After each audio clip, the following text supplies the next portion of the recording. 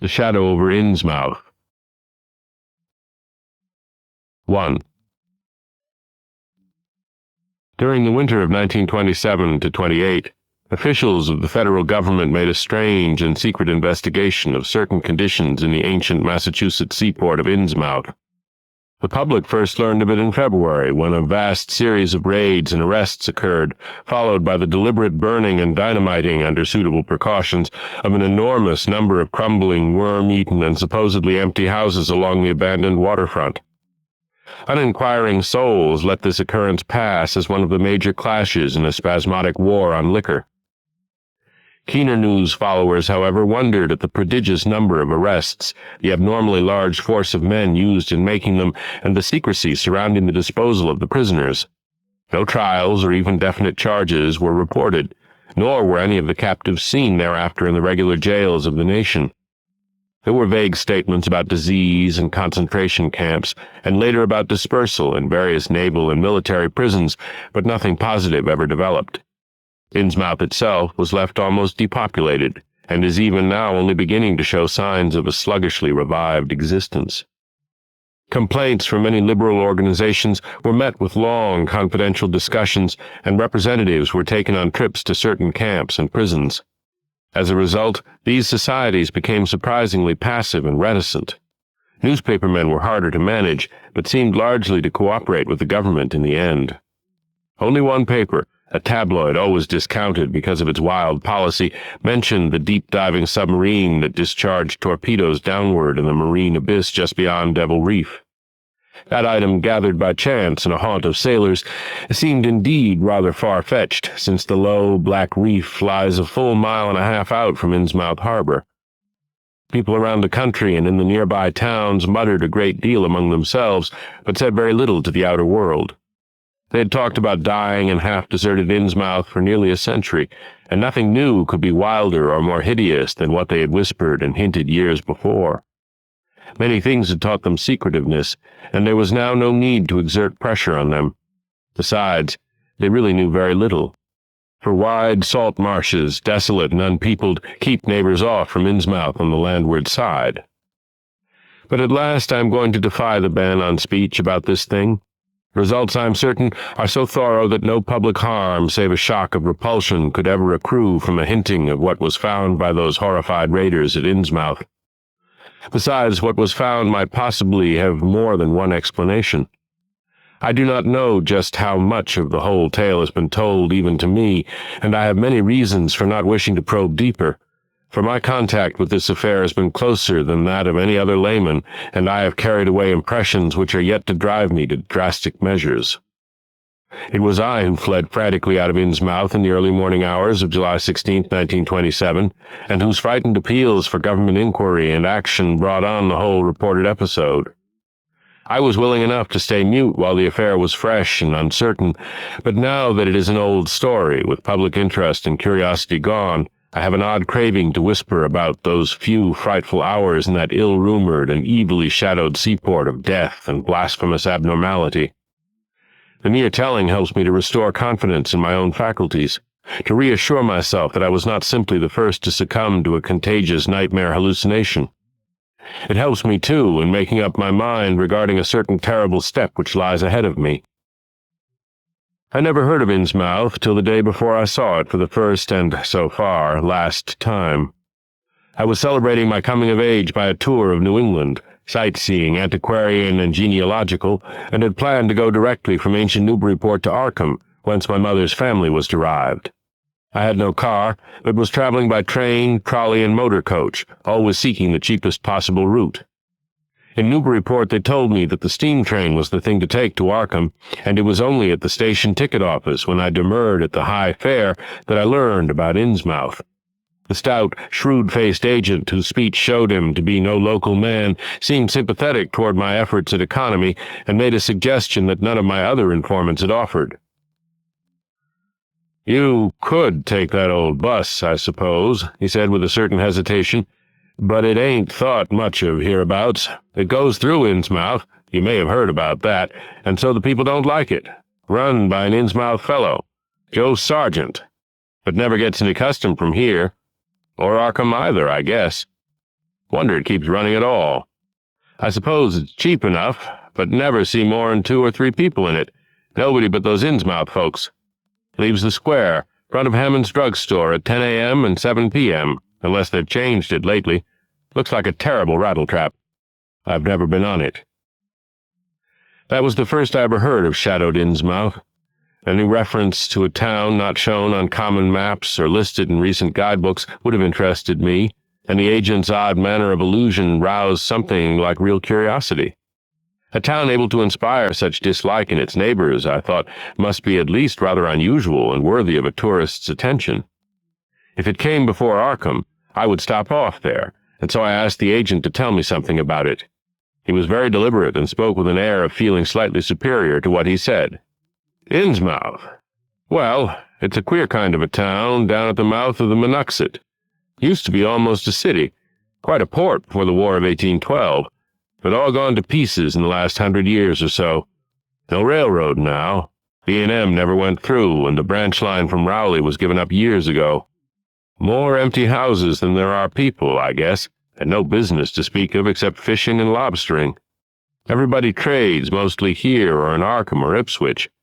Once they'd quite a few mills, but nothing's left now except one gold refinery running on the leanest kind of part-time. That refinery, though, used to be a big thing. An old man Marsh who owns it must be richer than Croesus. Queer old duck, though, and sticks mighty close in his home. He's supposed to have developed some skin disease or deformity late in life that makes him keep out of sight. Grandson of Captain Obed Marsh, who founded the business. His mother seems to have been some kind of foreigner, they say a South Sea Islander, so everybody raised Cain when he married an Ipswich girl 50 years ago.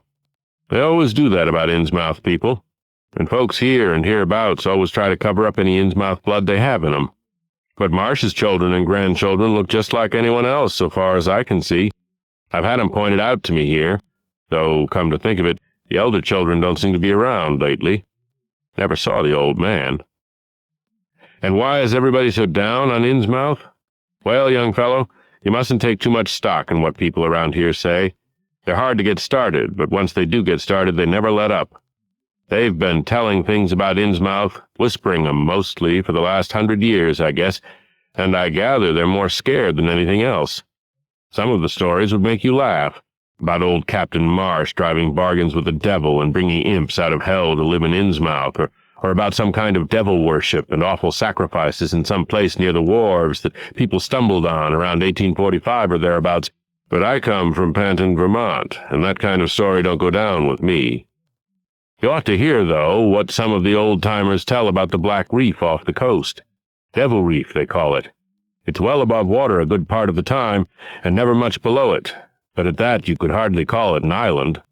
The story is that there's a whole legion of devils seen sometimes on that reef, sprawled about or darting in and out of some kind of caves near the top. It's a rugged, uneven thing, a good bit over a mile out, and toward the end of shipping days sailors used to make big detours just to avoid it. That is, sailors that didn't hail from Innsmouth. One of the things they had against old Captain Marsh was that he was supposed to land on it sometimes at night when the tide was right. Maybe he did, for I dare say the rock formation was interesting, and it's just barely possible he was looking for pirate loot and maybe finding it, but there was talk of his dealing with demons there. Fact is, I guess on the whole it was really the captain that gave the bad reputation to the reef. That was before the big epidemic of 1846, when over half the folks in Innsmouth was carried off. They never did quite figure out what the trouble was, but it was probably some foreign kind of disease brought from China or somewhere by the shipping. It surely was bad enough. There was riots over it, and all sorts of ghastly doings that I don't believe ever got outside of town, and it left the place in awful shape. Never came back. There can't be more than 300 or 400 people living there now. But the real thing behind the way folks feel is simply race prejudice, and I don't say I'm blaming those that hold it. I hate those Innsmouth folks myself, and I wouldn't care to go to their town. I suppose you know, though I can see you're a Westerner by your talk, what a lot our New England ships used to have to do with queer ports in Africa, Asia, the South Seas, and everywhere else, and what queer kinds of people they sometimes brought back with them. You've probably heard about the Salem man that came home with a Chinese wife, and maybe you know there's still a bunch of Fiji Islanders somewhere around Cape Cod. Well, there must be something like that back of the Innsmouth people. The place always was badly cut off from the rest of the country by marshes and creeks, and we can't be sure about the ins and outs of the matter, but it's pretty clear that old Captain Marsh must have brought home some odd specimens when he had all 3 of his ships in commission back in the 20s and 30s. There certainly is a strange kind of streak in the Innsmouth folk today. I don't know how to explain it, but it sort of makes you crawl. You'll notice a little in Sargent if you take his bus. Some of them have queer, narrow heads with flat noses and bulgy, starey eyes that never seem to shut, and their skin ain't quite right. Rough and scabby, and the sides of their necks are all shriveled or creased up. Get bald, too, very young. The older fellows look the worst. Fact is, I don't believe I've ever seen a very old chap of that kind. Guess they must die of looking in the glass. Animals hate 'em. They used to have lots of horse trouble before autos came in. Nobody around here or in Arkham or Ipswich will have anything to do with them, and they act kind of offish themselves when they come to town or when anyone tries to fish on their grounds. Queer how fish are always thick off Innsmouth Harbor when there ain't any anywhere else around. But just try to fish there yourself and see how the folks chase you off. Those people used to come here on the railroad, walking and taking the train at Rowley after the branch was dropped, but now they use that bus. Yes, there's a hotel in Innsmouth called the Gilman House, but I don't believe it can amount to much. I wouldn't advise you to try it. Better stay over here and take the 10 o'clock bus tomorrow morning. Then you can get an evening bus there for Arkham at 8 o'clock. There was a factory inspector who stopped at the Gilman a couple of years ago, and he had a lot of unpleasant hints about the place. Seems they get a queer crowd there, but this fellow heard voices in the other rooms, though most of them was empty, that gave him the shivers. It was foreign talk, he thought, but he said the bad thing about it was the kind of voice that sometimes spoke. It sounded so unnatural, slopping-like, he said, that he didn't dare undress and go to sleep. Just waited up and lit out the first thing in the morning. The talk went on most all night. This fellow, Casey his name was, had a lot to say about how the Innsmouth folks watched him and seemed kind of on guard. He found the Marsh refinery a queer place. It's in an old mill on the lower falls of the Monuxet. What he said tallied up with what I'd heard. Books in bad shape and no clear account of any kind of dealings. You know, it's always been a kind of mystery where the Marshes get the gold they refine. They've never seemed to do much buying in that line, but years ago they shipped out an enormous lot of ingots. Used to be talk of a queer, foreign kind of jewelry that the sailors and refinery men sometimes sold on the sly, or that was seen once or twice on some of the Marsh women folks. People allowed maybe old Captain Obed traded for it in some heathen port, especially since he was always ordering stacks of glass beads and trinkets such as seafaring men used to get for native trade. Others thought and still think he'd found an old pirate cache out on Devil Reef. But here's a funny thing. The old captain's been dead these 60 years, and there ain't been a good-sized ship out of the place since the Civil War. But just the same, the Marshes still keep on buying a few of those native trade things, mostly glass and rubber gewgaws, they tell me. Maybe the Innsmouth folk like 'em to look at themselves. God knows they've got to be about as bad as South Sea cannibals and Guinea savages. That plague of '46 must have taken off the best blood in the place. Anyway, they're a doubtful lot now, and the Marshes and the other rich folks are as bad as any. As I told you, there probably ain't more than 400 people in the whole town, in spite of all the streets they say there are. I guess they're what they call white trash down south, lawless and sly and full of secret doings. They get a lot of fish and lobsters and do exporting by truck. Queer how the fish swarm right there and nowhere else. Nobody can ever keep track of these people, and state school officials and census men have a devil of a time. You can bet that prying strangers ain't welcome around Innsmouth. I've heard personally of more than one business or government man that's disappeared there, and there's loose talk of one who went crazy and is out at Danvers now. They must have fixed up some awful scare for that fellow. That's why I wouldn't go at night if I was you. I've never been there, and have no wish to go, but I guess a daytime trip couldn't hurt you, even though the people hereabouts will advise you not to make it. If you're just sightseeing and looking for old-time stuff, Innsmouth ought to be quite a place for you. And so I spent part of that evening at the Newburyport Public Library looking up data about Innsmouth.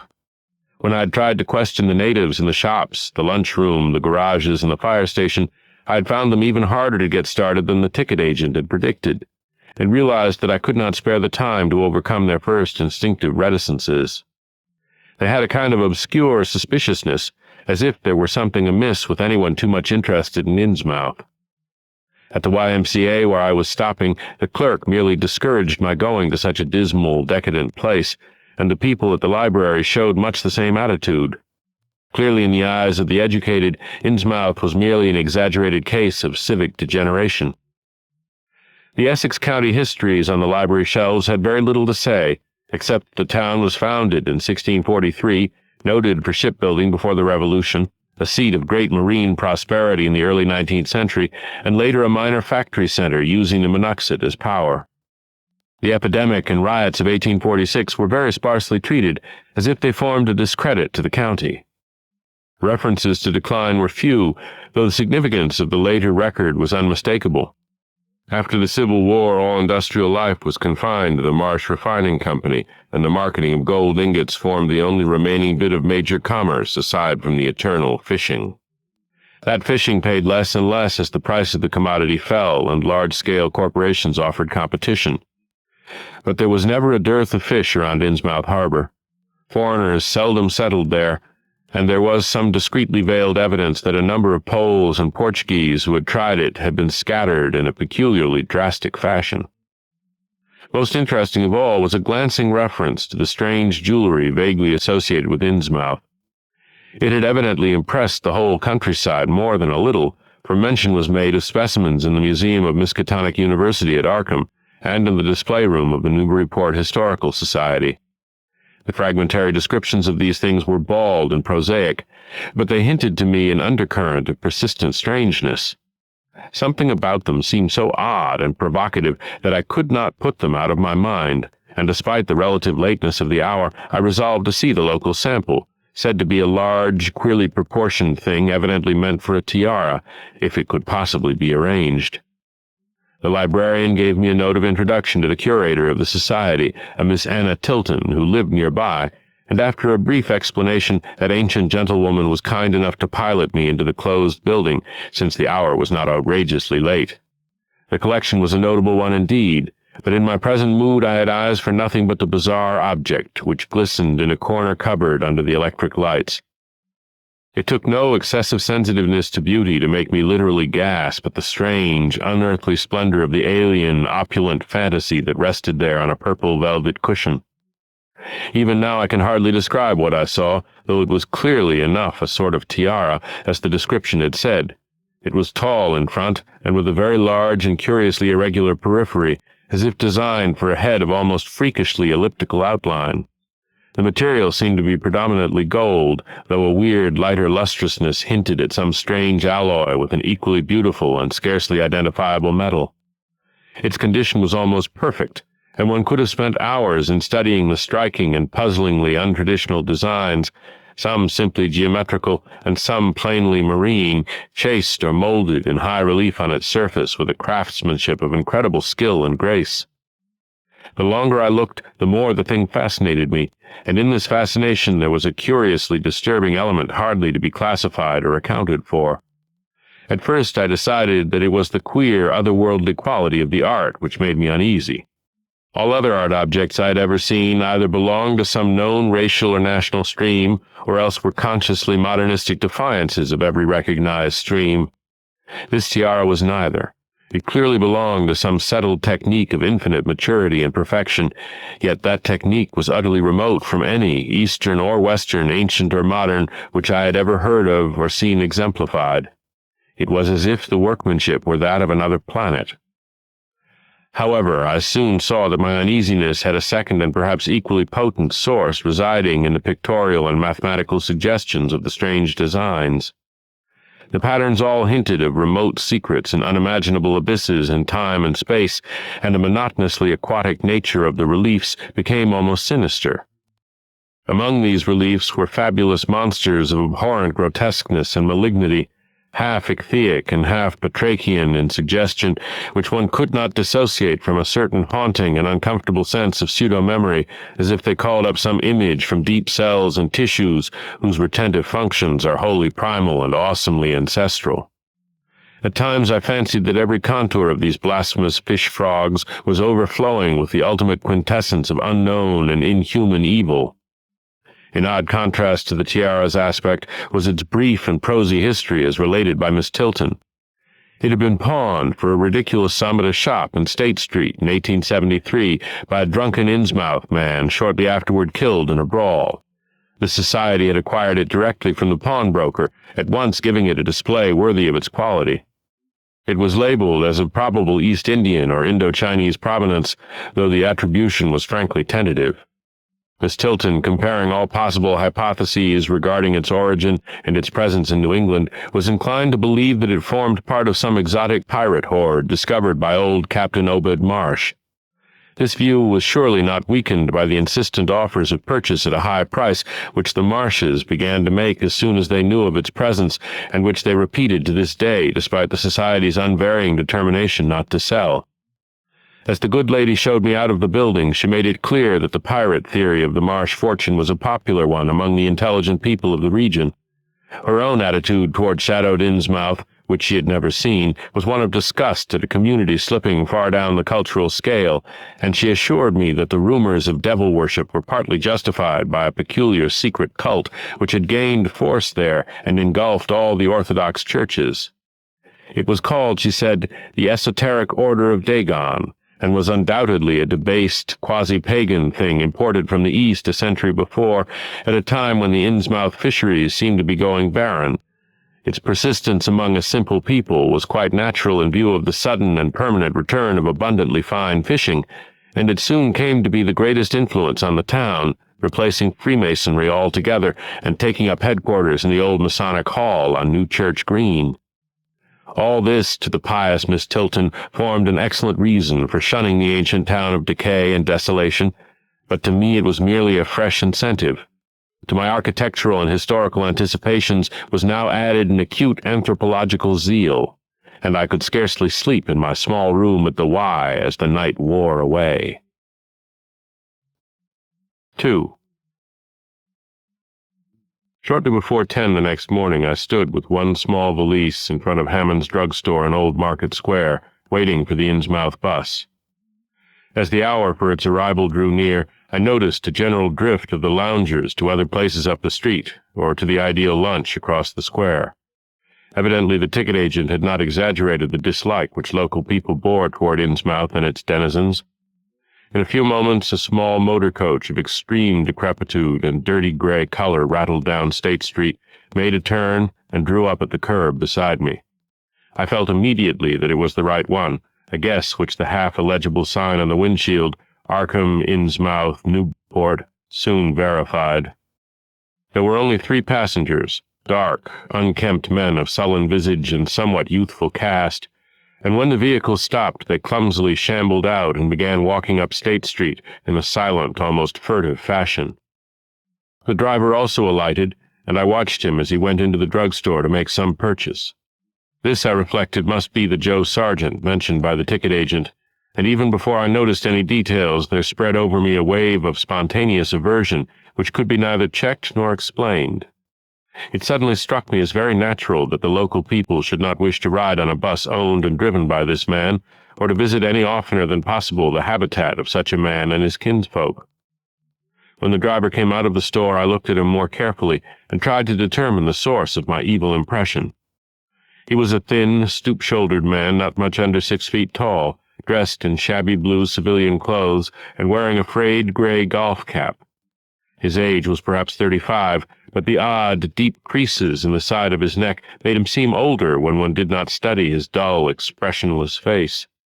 He had a narrow head, bulging, watery blue eyes that seemed never to wink, a flat nose, a receding forehead and chin, and singularly undeveloped ears.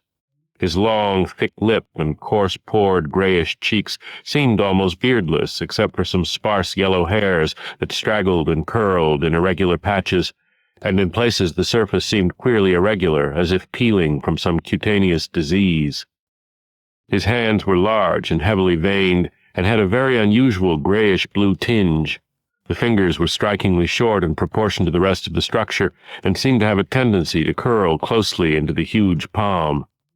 As he walked toward the bus, I observed his peculiarly shambling gait, and saw that his feet were inordinately immense.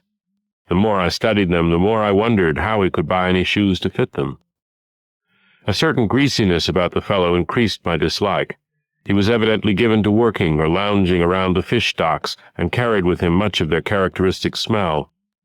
Just what foreign blood was in him I could not even guess. His oddities certainly did not look Asiatic, Polynesian, Levantine, or Negroid, yet I could see why the people found him alien. I myself would have thought of biological degeneration rather than alienage. I was sorry when I saw that there would be no other passengers on the bus. Somehow I did not like the idea of riding alone with this driver.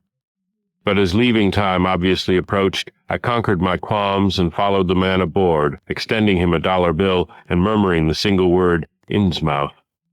He looked curiously at me for a second as he returned 40 cents change without speaking. I took a seat far behind him, but on the same side of the bus, since I wished to watch the shore during the journey. At length the decrepit vehicle started with a jerk and rattled noisily past the old brick buildings of State Street amidst a cloud of vapor from the exhaust. Glancing at the people on the sidewalks, I thought I detected in them a curious wish to avoid looking at the bus, or at least a wish to avoid seeming to look at it. Then we turned to the left into High Street, where the going was smoother, flying by stately old mansions of the early Republic and still older colonial farmhouses, passing the Lower Green and Parker River, and finally emerging into a long, monotonous stretch of open shore country. The day was warm and sunny, but the landscape of sand, sedge-grass, and stunted shrubbery became more and more desolate as we proceeded. Out the window I could see the blue water and the sandy line of Plum Island, and we presently drew very near the beach as our narrow road veered off from the main highway to Rowley and Ipswich. There were no visible houses, and I could tell by the state of the road that traffic was very light hereabouts. The small, weather-worn telephone poles carried only 2 wires. Now and then we crossed crude wooden bridges over tidal creeks that wound far inland and promoted the general isolation of the region. Once in a while I noticed dead stumps and crumbling foundation walls above the drifting sand, and recalled the old tradition quoted in one of the histories I had read that this was once a fertile and thickly settled countryside. The change, it was said, came simultaneously with the Innsmouth epidemic of 1846, and was thought by simple folk to have a dark connection with hidden forces of evil. Actually, it was caused by the unwise cutting of woodlands near the shore, which robbed the soil of its best protection and opened the way for waves of wind-blown sand. At last we lost sight of Plum Island and saw the vast expanse of the open Atlantic on our left. Our narrow course began to climb steeply, and I felt a singular sense of disquiet in looking at the lonely crest ahead where the rutted roadway met the sky. It was as if the bus were about to keep on in its ascent, leaving the sane earth altogether and merging with the unknown arcana of upper air and cryptical sky. The smell of the sea took on ominous implications, and the silent driver's bent, rigid back and narrow head became more and more hateful. As I looked at him, I saw that the back of his head was almost as hairless as his face, having only a few straggling yellow strands upon a gray, scabrous surface. Then we reached the crest and beheld the outspread valley beyond, where the Monoxet joins the sea just north of the long line of cliffs that culminate in Kingsport Head and veer off toward Cape Ann.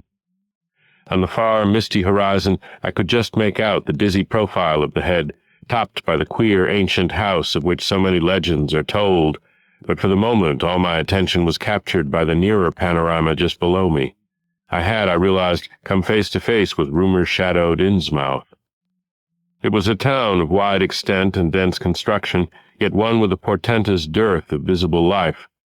From the tangle of chimney-pots scarcely a wisp of smoke came, and the 3 tall steeples loomed stark and unpainted against the seaward horizon. One of them was crumbling down at the top, and in that and another there were only black gaping holes where clock dials should have been. The vast huddle of sagging gambrel roofs and peaked gables conveyed with offensive clearness the idea of wormy decay, and as we approached along the now descending road, I could see that many roofs had wholly caved in. There were some large, square Georgian houses, too, with hipped roofs, cupolas, and railed widows' walks. These were mostly well back from the water, and one or two seemed to be in moderately sound condition. Stretching inland from among them, I saw the rusted, grass-grown line of the abandoned railway, with leaning telegraph poles now devoid of wires and the half-obscured lines of the old carriage roads to Rowley and Ipswich. The decay was worst close to the waterfront, though in its very midst I could spy the white belfry of a fairly well-preserved brick structure which looked like a small factory. The harbor, long clogged with sand, was enclosed by an ancient stone breakwater, on which I could begin to discern the minute forms of a few seated fishermen, and at whose end were what looked like the foundations of a bygone lighthouse. A sandy tongue had formed inside this barrier, and upon it I saw a few decrepit cabins, moored dories, and scattered lobster pots. The only deep water seemed to be where the river poured out past the belfried structure and turned southward to join the ocean at the breakwater's end. End of Side 8. Change side selector switch. This book is continued on the next cassette. Side 9. Tales of H.P. Lovecraft by H.P. Lovecraft. Continuing with The Shadow over Innsmouth on page 233. Here and there the ruins of wharves jutted out from the shore to end in indeterminate rottenness, those farthest south seeming the most decayed. And far out at sea, despite a high tide, I glimpsed a long, black line scarcely rising above the water, yet carrying a suggestion of odd, latent malignancy. This I knew must be Devil Reef. As I looked, a subtle, curious sense of beckoning seemed superadded to the grim repulsion, and oddly enough, I found this overtone more disturbing than the primary impression. We met no one on the road, but presently began to pass deserted farms in varying stages of ruin. Then I noticed a few inhabited houses with rags stuffed in the broken windows and shells and dead fish lying about the littered yards. Once or twice I saw listless-looking people working in barren gardens or digging clams on the fishy-smelling beach below, and groups of dirty, simian-visaged children playing around weed-grown doorsteps. Somehow these people seemed more disquieting than the dismal buildings, for almost every one had certain peculiarities of face and motions which I instinctively disliked without being able to define or comprehend them. For a second I thought this typical physique suggested some picture I had seen, perhaps in a book, under circumstances of particular horror or melancholy, but this pseudo-recollection passed very quickly. As the bus reached a lower level, I began to catch the steady note of a waterfall through the unnatural stillness. The leaning, unpainted houses grew thicker, lined both sides of the road, and displayed more urban tendencies than did those we were leaving behind. The panorama ahead had contracted to a street scene, and in spots I could see where a cobblestone pavement and stretches of brick sidewalk had formerly existed. All the houses were apparently deserted, and there were occasional gaps where tumble-down chimneys and cellar walls told of buildings that had collapsed. Pervading everything was the most nauseous, fishy odor imaginable. Soon cross-streets and junctions began to appear, those on the left leading to shoreward realms of unpaved squalor and decay, while those on the right showed vistas of departed grandeur. So far I had seen no people in the town, but there now came signs of a sparse habitation, curtained windows here and there, and an occasional battered motor car at the curb. Pavement and sidewalks were increasingly well-defined, and though most of the houses were quite old, wood and brick structures of the early 19th century, they were obviously kept fit for habitation.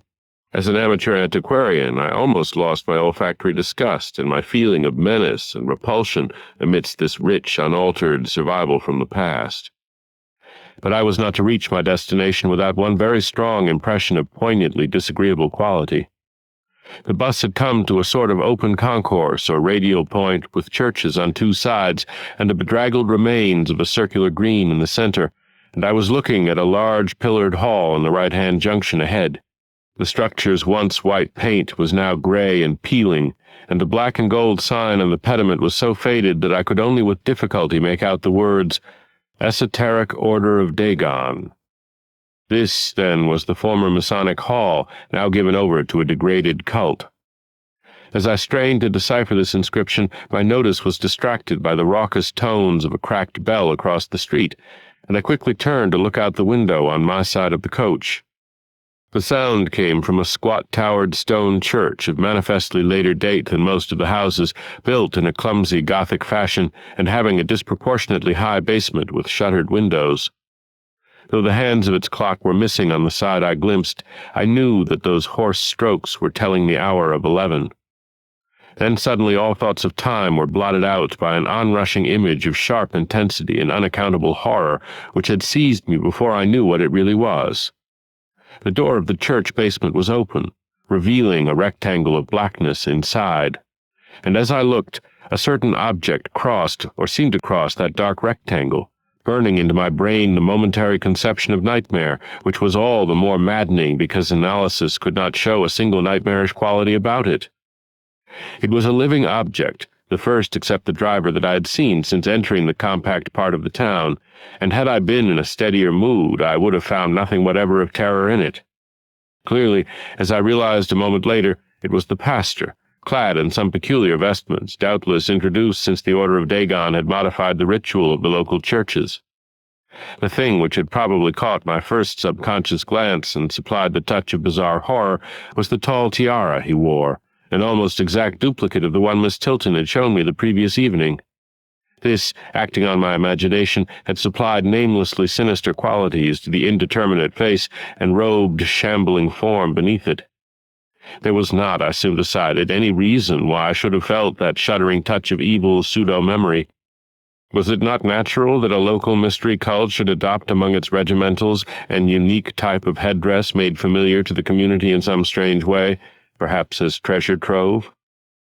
A very thin sprinkling of repellent-looking youngish people now became visible on the sidewalks, lone individuals and silent knots of 2 or 3. The lower floors of the crumbling houses sometimes harbored small shops with dingy signs, and I noticed a parked truck or two as we rattled along.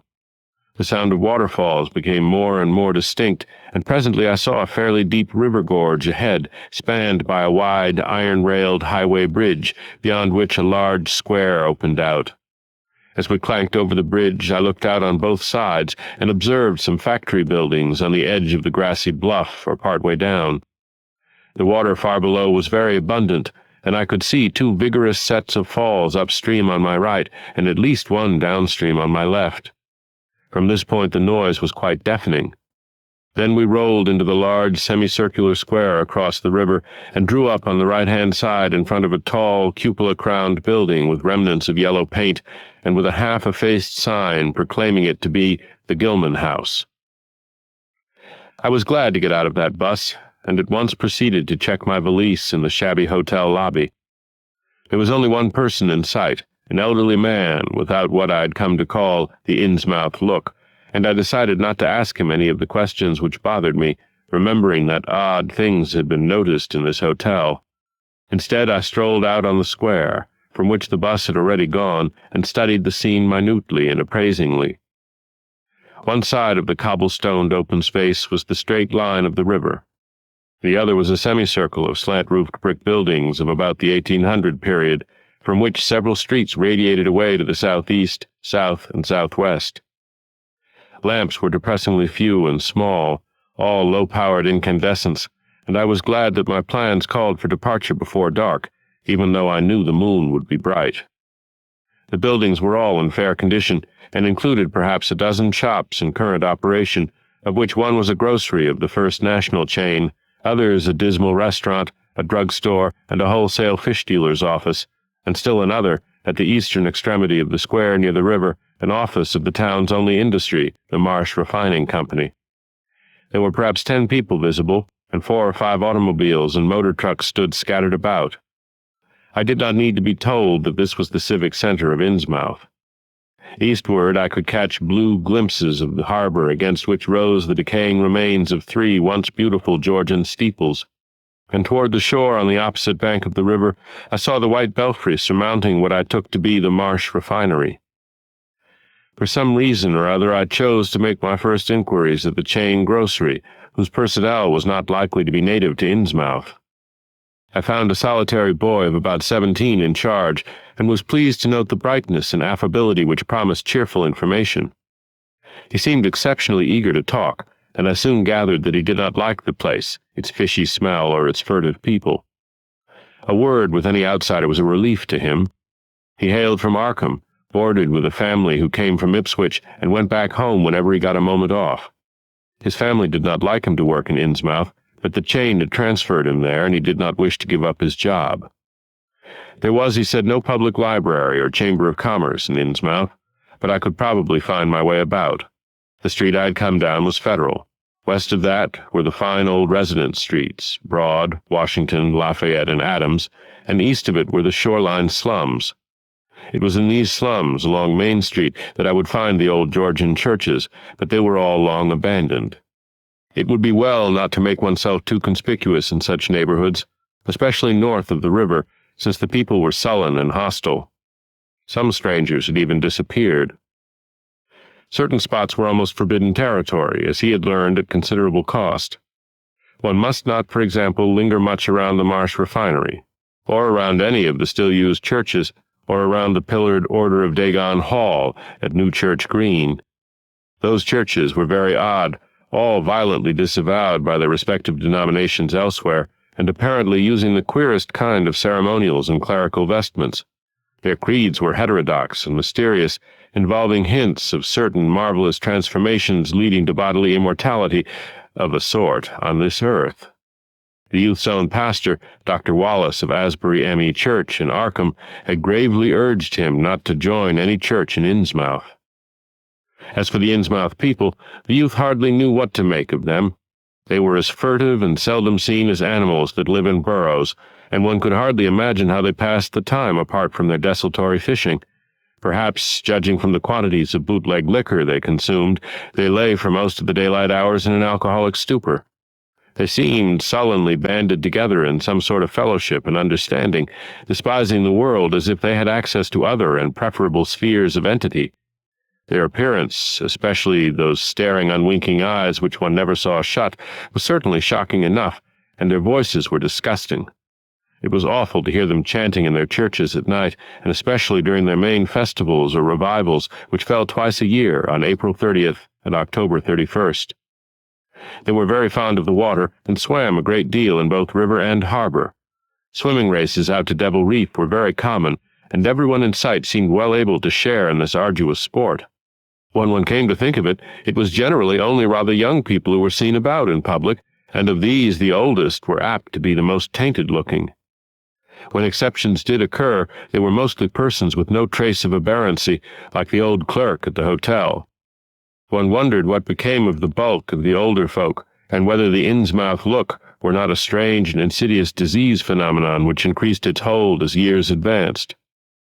Only a very rare affliction, of course, could bring about such vast and radical anatomical changes in a single individual after maturity, changes involving osseous factors as basic as the shape of the skull. But then even this aspect was no more baffling and unheard of than the visible features of the malady as a whole. It would be hard, the youth implied, to form any real conclusions regarding such a matter, since one never came to know the natives personally, no matter how long one might live in Innsmouth. The youth was certain that many specimens even worse than the worst visible ones were kept locked indoors in some places. People sometimes heard the queerest kind of sounds. The tottering waterfront hovels north of the river were reputedly connected by hidden tunnels, being thus a veritable warren of unseen abnormalities. What kind of foreign blood, if any, these beings had, it was impossible to tell. They sometimes kept certain especially repulsive characters out of sight when government agents and others from the outside world came to town. It would be of no use, my informant said, to ask the natives anything about the place. The only one who would talk was a very aged but normal-looking man who lived at the poorhouse on the north rim of the town and spent his time walking about or lounging around the fire station. This hoary character, Zadok Allen, was 96 years old and somewhat touched in the head, besides being the town drunkard. He was a strange, furtive creature who constantly looked over his shoulder as if afraid of something, and when sober could not be persuaded to talk at all with strangers. He was, however, unable to resist any offer of his favorite poison, and once drunk would furnish the most astonishing fragments of whispered reminiscence. After all, though, little useful data could be gained from him, since his stories were all insane, incomplete hints of impossible marvels and horrors which could have no source save in his own disordered fancy. Nobody believed him, but the natives did not like him to drink and talk with strangers, and it was not always safe to be seen questioning him. It was probably from him that some of the wildest popular whispers and delusions were derived. Several non-native residents had reported monstrous glimpses from time to time, but between old Zadok's tales and the malformed denizens, it was no wonder such illusions were current. None of the non-natives ever stayed out late at night, there being a widespread impression that it was not wise to do so. Besides, the streets were loathsomely dark. As for business, the abundance of fish was certainly almost uncanny, but the natives were taking less and less advantage of it. Moreover, prices were falling and competition was growing. Of course, the town's real business was the refinery, whose commercial office was on the square only a few doors east of where we stood. Old Man Marsh was never seen, but sometimes went to the works in a closed, curtained car. There were all sorts of rumors about how Marsh had come to look. He had once been a great dandy, and people said he still wore the frock-coated finery of the Edwardian age, curiously adapted to certain deformities. His sons had formerly conducted the office in the square, but latterly they had been keeping out of sight a good deal and leaving the brunt of affairs to the younger generation. The sons and their sisters had come to look very queer, especially the elder ones, and it was said that their health was failing. One of the Marsh daughters was a repellent, reptilian-looking woman who wore an excess of weird jewelry, clearly of the same exotic tradition as that to which the strange tiara belonged. My informant had noticed it many times, and had heard it spoken of as coming from some secret horde, either of pirates or of demons. The clergymen, or priests, or whatever they were called nowadays, also wore this kind of ornament as a headdress, but one seldom caught glimpses of them. Other specimens the youth had not seen, though many were rumored to exist around Innsmouth. The Marshes, together with the other 3 gently bred families of the town, the Waits, the Gilmans, and the Elliots, were all very retiring. They lived in immense houses along Washington Street, and several were reputed to harbor in concealment certain living kinsfolk whose personal aspect forbade public view, and whose deaths had been reported and recorded. Warning me that many of the street signs were down, the youth drew for my benefit a rough but ample and painstaking sketch map of the town's salient features. After a moment's study, I felt sure that it would be of great help, and pocketed it with profuse thanks. Disliking the dinginess of the single restaurant I had seen, I bought a fair supply of cheese crackers and ginger wafers to serve as a lunch later on. My program, I decided, would be to thread the principal streets, talk with any non-natives I might encounter, and catch the 8 o'clock coach for Arkham. The town, I could see, formed a significant and exaggerated example of communal decay, but being no sociologist, I would limit my serious observations to the field of architecture. Thus I began my systematic, though half-bewildered tour of Innsmouth's narrow, shadow-blighted ways. Crossing the bridge and turning toward the roar of the lower falls, I passed close to the Marsh refinery, which seemed oddly free from the noise of industry. This building stood on the steep river bluff near a bridge and an open confluence of streets which I took to be the earliest civic center, displaced after the Revolution by the present town square. Recrossing the gorge on the Main Street Bridge, I struck a region of utter desertion which somehow made me shudder. Collapsing huddles of gambrel roofs formed a jagged and fantastic skyline, above which rose the ghoulish, decapitated steeple of an ancient church. Some houses along Main Street were tenanted, but most were tightly boarded up. Down unpaved side streets, I saw the black, gaping windows of deserted hovels, many of which leaned at perilous and incredible angles through the sinking of part of the foundations. Those windows stared so spectrally that it took courage to turn eastward toward the waterfront. Certainly, the terror of a deserted house swells in geometrical rather than arithmetical progression as houses multiply to form a city of stark desolation. The sight of such endless avenues of fishy-eyed vacancy and death, and the thought of such linked infinities of black, brooding compartments given over to cobwebs and memories and the conqueror worm, start up vestigial fears and aversions that not even the stoutest philosophy can disperse.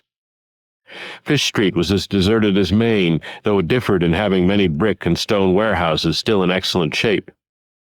Water Street was almost its duplicate, save that there were great seaward gaps where wharves had been. Not a living thing did I see, except for the scattered fishermen on the distant breakwater, and not a sound did I hear save the lapping of the harbor tides and the roar of the falls and the Monoxet. The town was getting more and more on my nerves, and I looked behind me furtively as I picked my way back over the tottering Water Street Bridge. The Fish Street Bridge, according to the sketch, was in ruins. North of the city there were traces of squalid life, active fish-packing houses in Water Street, smoking chimneys and patched roofs here and there, occasional sounds from indeterminate sources, and infrequent shambling forms in the dismal streets and unpaved lanes, but I seemed to find this even more oppressive than the southerly desertion. For one thing, the people were more hideous and abnormal than those near the center of the town, so that I was several times evilly reminded of something utterly fantastic which I could not quite place. Undoubtedly the alien strain in the Innsmouth folk was stronger here than farther inland, unless indeed the Innsmouth look were a disease rather than a blood strain, in which case this district might be held to harbor the more advanced cases. One detail that annoyed me was the distribution of the few faint sounds I heard. They ought naturally to have come wholly from the visibly inhabited houses, yet in reality were often strongest inside the most rigidly boarded-up facades. There were creakings, scurryings, and hoarse, doubtful noises, and I thought uncomfortably about the hidden tunnels suggested by the grocery boy. Suddenly I found myself wondering what the voices of those denizens would be like. I had heard no speech so far in this quarter, and was unaccountably anxious not to do so. Pausing only long enough to look at two fine but ruinous old churches at Main and Church Streets, I hastened out of that vile waterfront slum. My next logical goal was New Church Green, but somehow or other I could not bear to repass the church in whose basement I had glimpsed the inexplicably frightening form of that strangely diademed priest or pastor. Besides, the grocery youth had told me that the churches, as well as the Order of Dagon Hall, were not advisable neighborhoods for strangers. Accordingly, I kept north along Main to Martin, then turning inland, crossing Federal Street safely north of the Green, and entering the decayed patrician neighborhood of Northern Broad, Washington, Lafayette, and Adams Streets. Though these stately old avenues were ill-surfaced and unkempt, their elm-shaded dignity had not entirely departed. Mansion after mansion claimed my gaze, most of them decrepit and boarded up amidst neglected grounds, but one or two in each street showing signs of occupancy. In Washington Street there was a row of 4 or 5 in excellent repair and with finely tended lawns and gardens.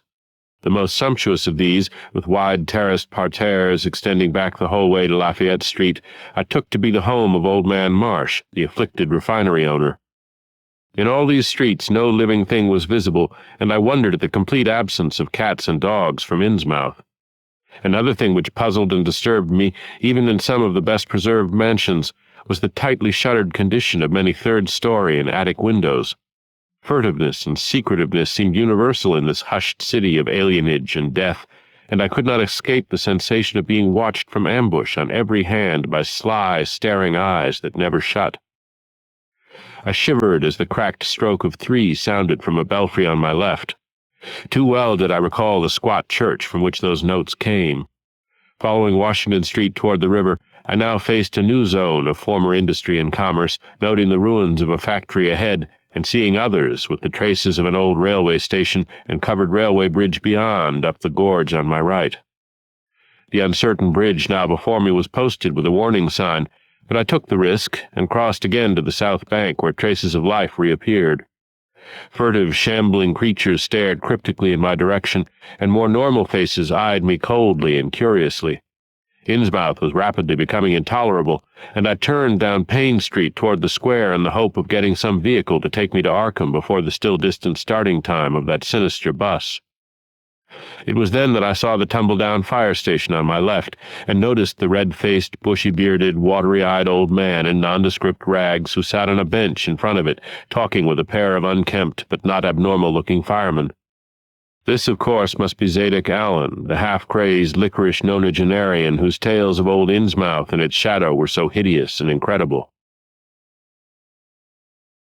3. It must have been some imp of the perverse, or some sardonic pull from dark, hidden sources, which made me change my plans as I did. I had long before resolved to limit my observations to architecture alone, and I was even then hurrying toward the square in an effort to get quick transportation out of this festering city of death and decay, but the sight of old Zadok Allen set up new currents in my mind and made me slacken my pace uncertainly. I had been assured that the old man could do nothing but hint at wild, disjointed, and incredible legends, and I had been warned that the natives made it unsafe to be seen talking to him. Yet the thought of this aged witness to the town's decay, with memories going back to the early days of ships and factories, was a lure that no amount of reason could make me resist. After all, the strangest and maddest of myths are often merely symbols or allegories based upon truth, and old Zadok must have seen everything which went on around Innsmouth for the last 90 years. Curiosity flared up beyond sense and caution, and in my youthful egotism I fancied I might be able to sift a nucleus of real history from the confused, extravagant outpouring I would probably extract with the aid of raw whiskey. I knew that I could not accost him then and there, for the fireman would surely notice and object. Instead, I reflected, I would prepare by getting some bootleg liquor at a place where the grocery boy had told me it was plentiful. Then I would loaf near the fire station in apparent casualness, and fall in with old Zadok after he had started on one of his frequent rambles. The youth said that he was very restless, seldom sitting around the station for more than an hour or two at a time. A quart bottle of whiskey was easily, though not cheaply, obtained in the rear of a dingy variety store just off the square in Elliott Street. The dirty-looking fellow who waited on me had a touch of the staring Innsmouth look, but was quite civil in his way, being perhaps used to the custom of such convivial strangers, truckmen, gold buyers, and the like, as were occasionally in town.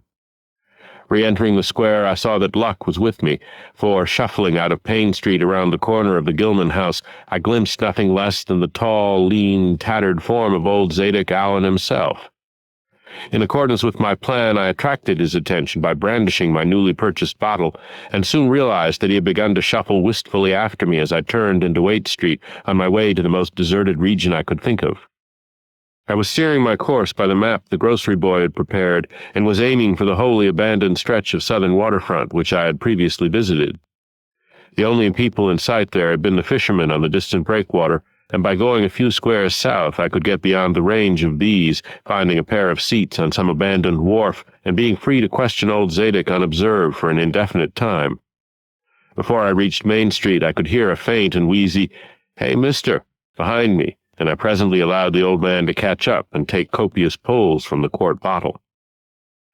I began putting out feelers as we walked along to Water Street and turned southward amidst the omnipresent desolation and crazily tilted ruins, but found that the aged tongue did not loosen as quickly as I had expected.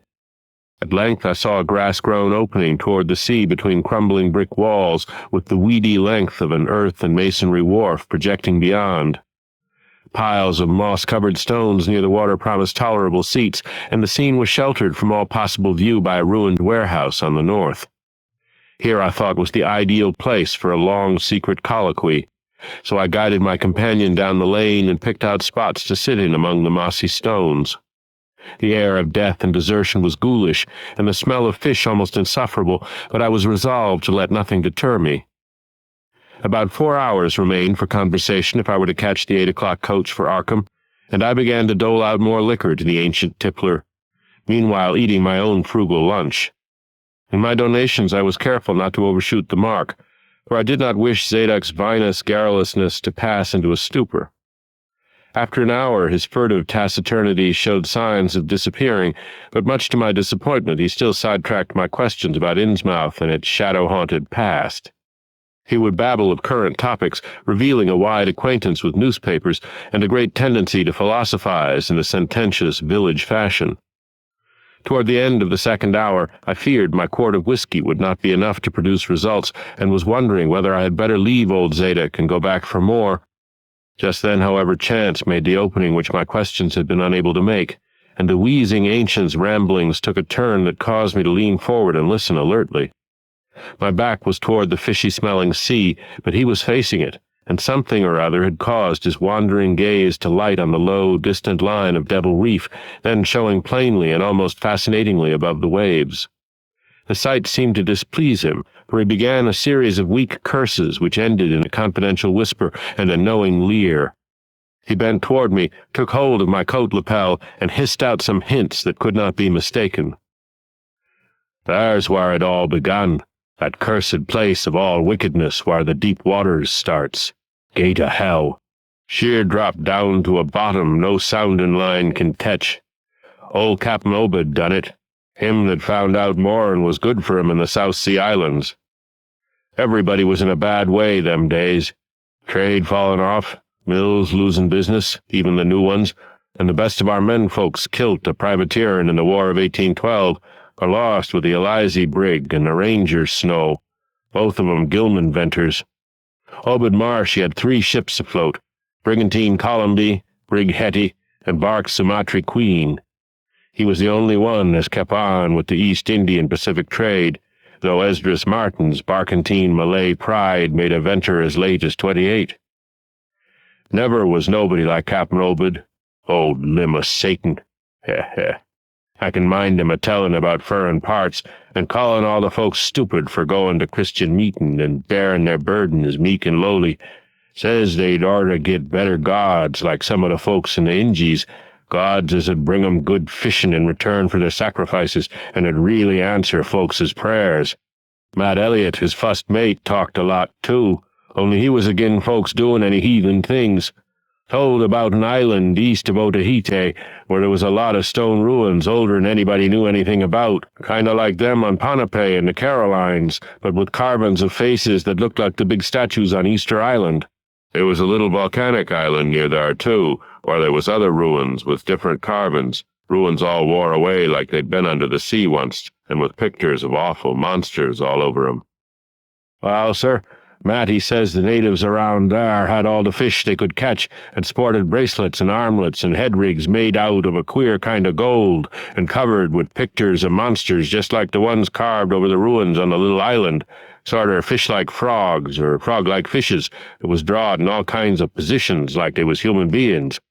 Nobody could get out of them where they got all the stuff, and all the other natives wondered how they managed to find fish in plenty even when the very next islands had lean pickings. Matt, he got to wonderin' too, and so did Captain Obed. Obed, he notices besides that lots of the handsome young folks would drop out of sight for good from year to year, and that they want many old folks around. Also, he thinks some of the folks looks darn queer even for Kanakas. It took Obed to get the truth out of them heathen. I don't know how he done it, but he begun by trading for the gold-like things they wore, asked 'em where they come from and if they could get more, and finally wormed the story out of the old chief, Wallachia, they called him. Nobody but Obed had ever believed the old yeller devil, but the captain could read folks like they was books. Heh heh. Nobody never believes me now when I tell 'em, and I don't suppose you will, young feller, though come to look at ye, you have kinda got them sharp-reading eyes like Obed had. The old man's whisper grew fainter, and I found myself shuddering at the terrible and sincere portentousness of his intonation, even though I knew his tale could be nothing but drunken fantasy. Well, sir, Obed, he larnt that they's things on this arth as most folks never heard about, and wouldn't believe if they did hear. It seems these Kanakas was sacrificing heaps o' their young men and maidens to some kind o' god things that lived under the sea, and getting all kinds o' favor in return. They met the things on the little islet with the queer ruins, and it seems them awful pictures o' frogfish monsters was supposed to be pictures o' these things. Maybe they was the kind o' critters as got all the mermaid stories and such started. They had all kinds o' cities on the sea bottom, and this island was heaved up from there. Seems they was some of the things alive in the stone buildings when the island come up sudden to the surface. That's how the Kanakas got wind they was down there. Made sign talk as soon as they got over being scared and pieced up a bargain afore long. Them things liked human sacrifices. Had 'em ages afore, but lost track o' the upper world arter a time. What they done to the victims it ain't for me to say, and I guess Obed warn't none too sharp about asking. But it was all right with the heathens, because they'd been having a hard time and was desperate about everything. They give a sartain number o' young folks to the sea things twice every year, may even Halloween, regular as could be. Also give some of the carved knickknacks they made. What the things agreed to give in return was plenty o' fish, They druv 'em in from all over the sea, and a few gold-like things now and then. Well, as I says, the natives met the things on the little volcanic islet, going there in canoes with the sacrifices, etc., and bringing back any of the gold-like jewels as was coming to 'em. At fust the things didn't never go on to the main island, but arter a time they come to want to. Seems they hankered arter mixing with the folks and having giant ceremonies on the big days, May Eve and Halloween. You see, they was able to live both in and out o' water, what they call amphibians, I guess. The Kanakis told 'em as how folks from the other islands might want to wipe 'em out if they got wind o' their being there, but says they don't keer much, because they could wipe out the whole brood o' humans if they was willing to bother. That is, any as didn't have sartain signs, such as was used once by the lost old ones, whoever they was. But not wanting to bother, they'd lay low when anybody visited the island. When it come to mating with them toad-looking fishes, the Kanakis kinda balked, but finally they larned something as put a new face on the matter. Seems that human folks has got a kind of relation to such water beasts, that everything alive come out of the water onct, and only needs a little change to go back again. Them things told the Kanakis that if they mixed bloods, there'd be children as'd look human at fust, but later turn more and more like the things, till finally they'd take to the water and jine the main lot of things down there. And this is the important part, young feller. Them as turned into fish things and went into the water wouldn't never die. Them things never died except they was killed violent. Well, sir, it seems by the time Obed knowed them islanders, it was all full of fish blood from them deep-water things. When they got old and begun to show it, they was kep hid until they felt like taking to the water and quitting the place. Some was more tetched than others, and some never did change quite enough to take to the water, but mostly they turned out just the way them things said. Them as was born more like the things changed early, but them as was nearly human sometimes stayed on the island till they was past 70, though they'd usually go down under for trial trips afore that. Folks as had took to the water generally come back a good deal to visit, so's a man 'ud often be a-talking to his own 5 times great-grandfather who'd left the dry land a couple of 100 years or so afore. Everybody got out of the idea o' dying, except in canoe wars with the other islanders, or as sacrifices to the sea gods down below, or from snake-bite, or plague, or sharp galloping ailments, or something afore they could take to the water, but simply look for'ard to a kind of change that warn't a bit horrible arter a while. They thought what they'd got was well wuth all they'd had to give up, and I guess Obed kinda come to think the same hisself when he'd chewed over old Wallachiyah's story a bit. Wallachiyah, though, was one of the few as hadn't got none of the fish blood, being of a royal line that intermarried with royal lines on other islands. Wallachiyah, he showed Obed a lot of rites and incantations as had to do with the sea things, and let him see some of the folks in the village as had changed a lot from human shape. Somehow or other, though, he never would let him see one of the regular things from right out of the water. In the end, he give him a funny kind of thingamajig made out of lead or something that he said would bring up the fish things from any place in the water where they might be a nest of 'em. The idea was to drop it down with the right kind of prayers and such. Wallachiyah allowed as the things was scattered all over the world, so's anybody that looked about could find a nest and bring 'em up if they was wanted.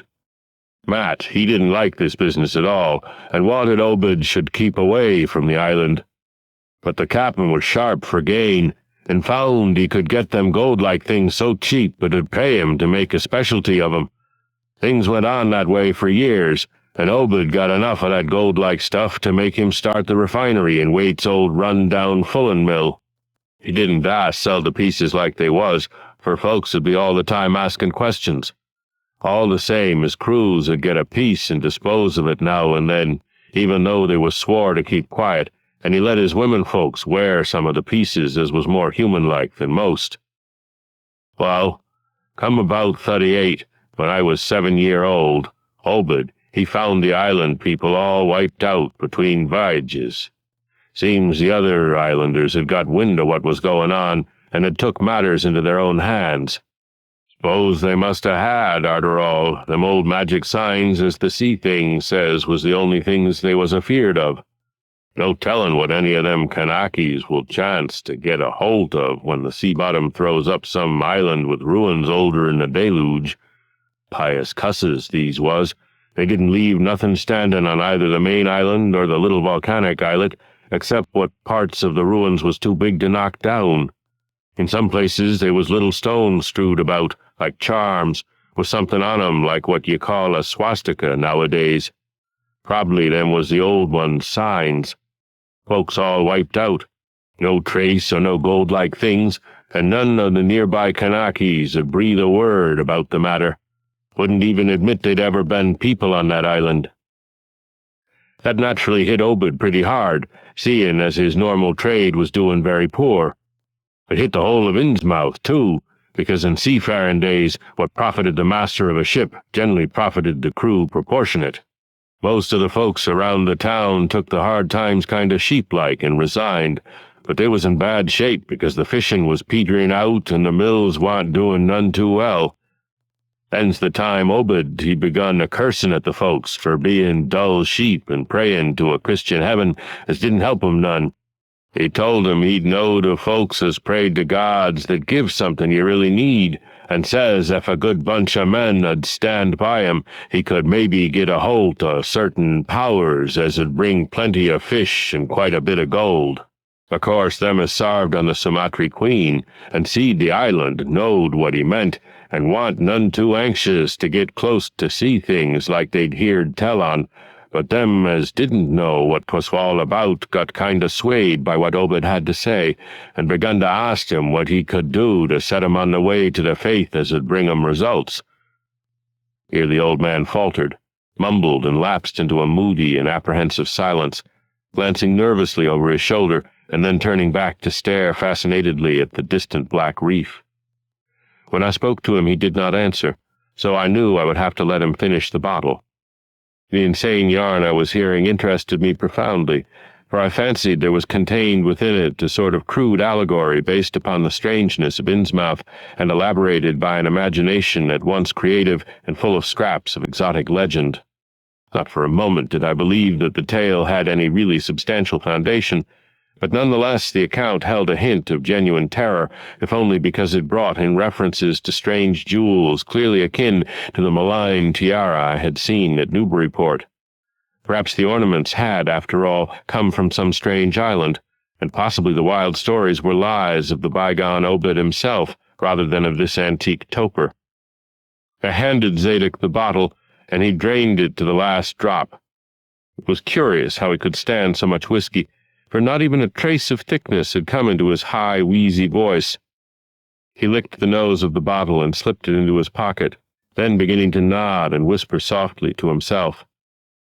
I bent close to catch any articulate words he might utter, and thought I saw a sardonic smile behind the stained, bushy whiskers. Yes, he was really forming words, and I could grasp a fair proportion of them. Poor Matt. Matt, he always was agin it. Tried to line up the folks on his side and had long talks with the preachers. No use. They run the Congregational parson out of town, and the Methodist feller quit. Never did see resolved Babcock, the Baptist parson, again. Wrath of Jehovah. I was a mighty little critter, but I heerd what I heerd and seen what I seen. Dagon and Ashtoreth, Belial and Beelzebub, golden calf and the idols of Canaan, and the Philistines, Babylonish abominations. Meany, Tekel a parson. He stopped again, and from the look in his watery blue eyes, I feared he was close to a stupor after all. But when I gently shook his shoulder, he turned on me with astonishing alertness and snapped out some more obscure phrases. Don't believe me, hey? Heh, heh, heh. Then just tell me, young feller, why Cap'n Obed and 20-odd other folks used to row out to Devil Reef in the dead o' night and chant things so loud you could hear 'em all over town when the wind was right. Tell me that, eh? and tell me why Obed was allus dropping heavy things down into the deep water t'other side of the reef, where the bottom shoots down like a cliff lower'n ye can sound. Tell me what he done with that funny-shaped lead thingamajig as Wallachia give him. Hey, boy? And what did they all howl on May Eve, and again the next Halloween? And why'd the new church parsons, fellers as used to be sailors, wear them queer robes and cover theirselves with them gold-like things Obed brung? Hey? The watery blue eyes were almost savage and maniacal now, and the dirty white beard bristled electrically. Old Zadok probably saw me shrink back, for he had begun to cackle evilly. Heh heh heh heh. Beginning to see, hey? Maybe you'd like to have been me in them days when I seed things at night out to sea from the cupola top of my house. Oh, I can tell ye little pitchers have big ears, and I want missing nothing o' what was gossiped about Cap'n Obed and the folks out to the reef. Heh heh heh. How about the night I took my pa's ship's glass up to the cupola and seed the reef a-bristling thick with shapes that dove off quick soon's the moon riz. Obed and the folks was in a dory, but them shapes dove off the far side into the deep water and never come up. How'd you like to be a little shaver alone up in a cupola a-watching shapes as want human shapes? Hey? Heh heh heh heh. The old man was getting hysterical, and I began to shiver with a nameless alarm. He laid a gnarled claw on my shoulder, and it seemed to me that its shaking was not altogether that of mirth.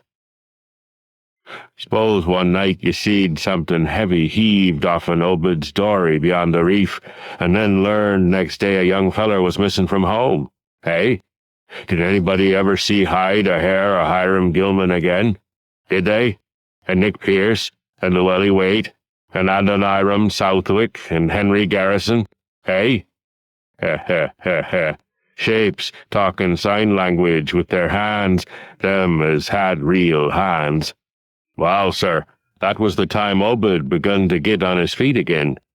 Folks see his 3 darters a-wearing gold-like things as nobody had never seen on 'em afore, and smoke started comin' out o' the refinery chimbley. Other folks were prosperin' too. Fish begun to swarm into the harbor fit to kill, and heaven knows what sized cargoes we begun to ship out to Newburyport, Arkham, and Boston. 'Twas then Obed got the old branch railroad put through. Some Kingsport fishermen heerd about the ketch and come up in sloops, but they was all lost. Nobody never see 'em again. And just then our folks organized the Esoteric Order of Dagon and bought Masonic Hall offen Calvary Commandery for it. Heh heh heh. Matt Elliott was a Mason and agin the selling, but he dropped out o' sight just then. Remember, I ain't saying Obed was set on having things just like they was on that Kanaki Isle. I don't think he aimed at fust to do no mixin', nor raise no young'uns to take to the water and turn into fishes with eternal life. He wanted them gold things, and was willin' to pay heavy, and I guess the others was satisfied for a while. I'm in 46, the town done some lookin' and thinkin' for itself. Too many folks missin'. Too much wild preachin' at meetin' of a Sunday. Too much talk about that reef. I guess I done a bit by tellin' Selectman Mowry what I see from the cupola. There was a party one night as follered Obed's crowd out to the reef, and I heerd shots betwixt the dories. Next day Obed and 32 others was in jail, with everybody a-wonderin' just what was afoot, and just what charge agin 'em could be got to holt. God, if anybody'd looked ahead, a couple of weeks later when nothing had been throwed into the sea for that long. Zadok was showing signs of fright and exhaustion, and I let him keep silence for a while, though glancing apprehensively at my watch. The tide had turned and was coming in now, and the sound of the waves seemed to arouse him. I was glad of that tide, for at high water the fishy smell might not be so bad. Again I strained to catch his whispers. That awful night. I seed 'em. I was up in the cupola. Hordes of 'em.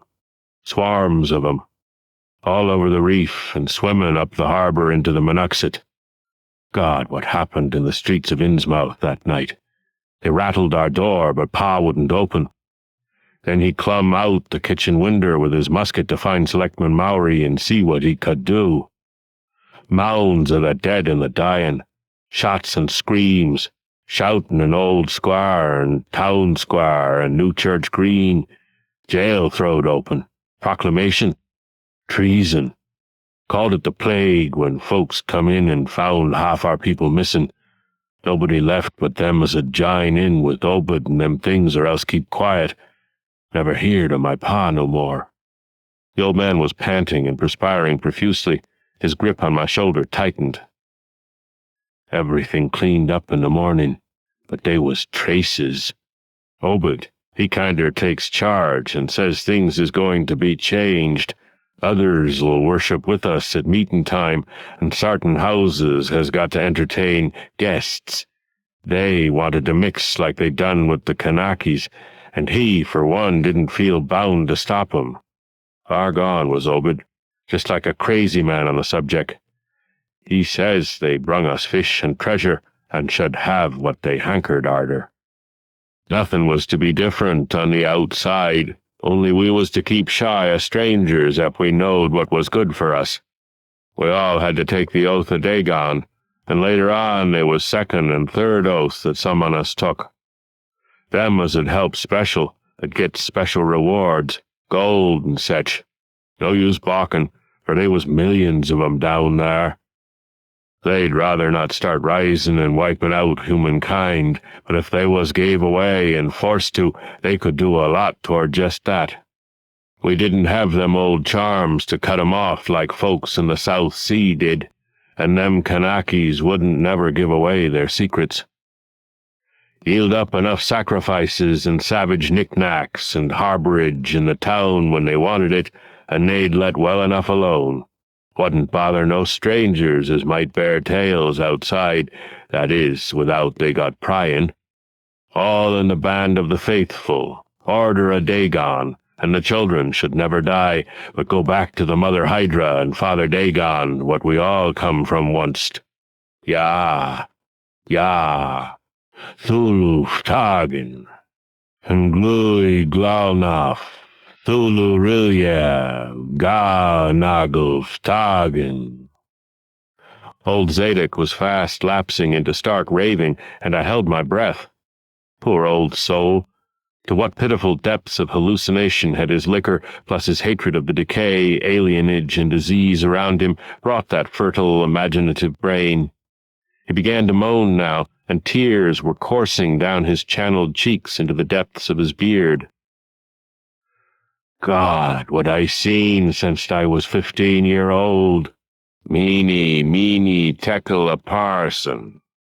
The folks as was missing, and them as kilt theirselves, them as told things in Arkham or Ipswich or such places was all called crazy, like you're a-calling me right now. But God, what I seen. They'd a kilt me long ago for what I know, only I tuck the fust and second oaths of Dagon off an Obed, so was protected unless a jury of 'em proved I told things knowin' and deliberate. But I wouldn't take the third oath. I'd a died rather than take that. It got wuss around Civil War time, when children born since 46 begun to grow up.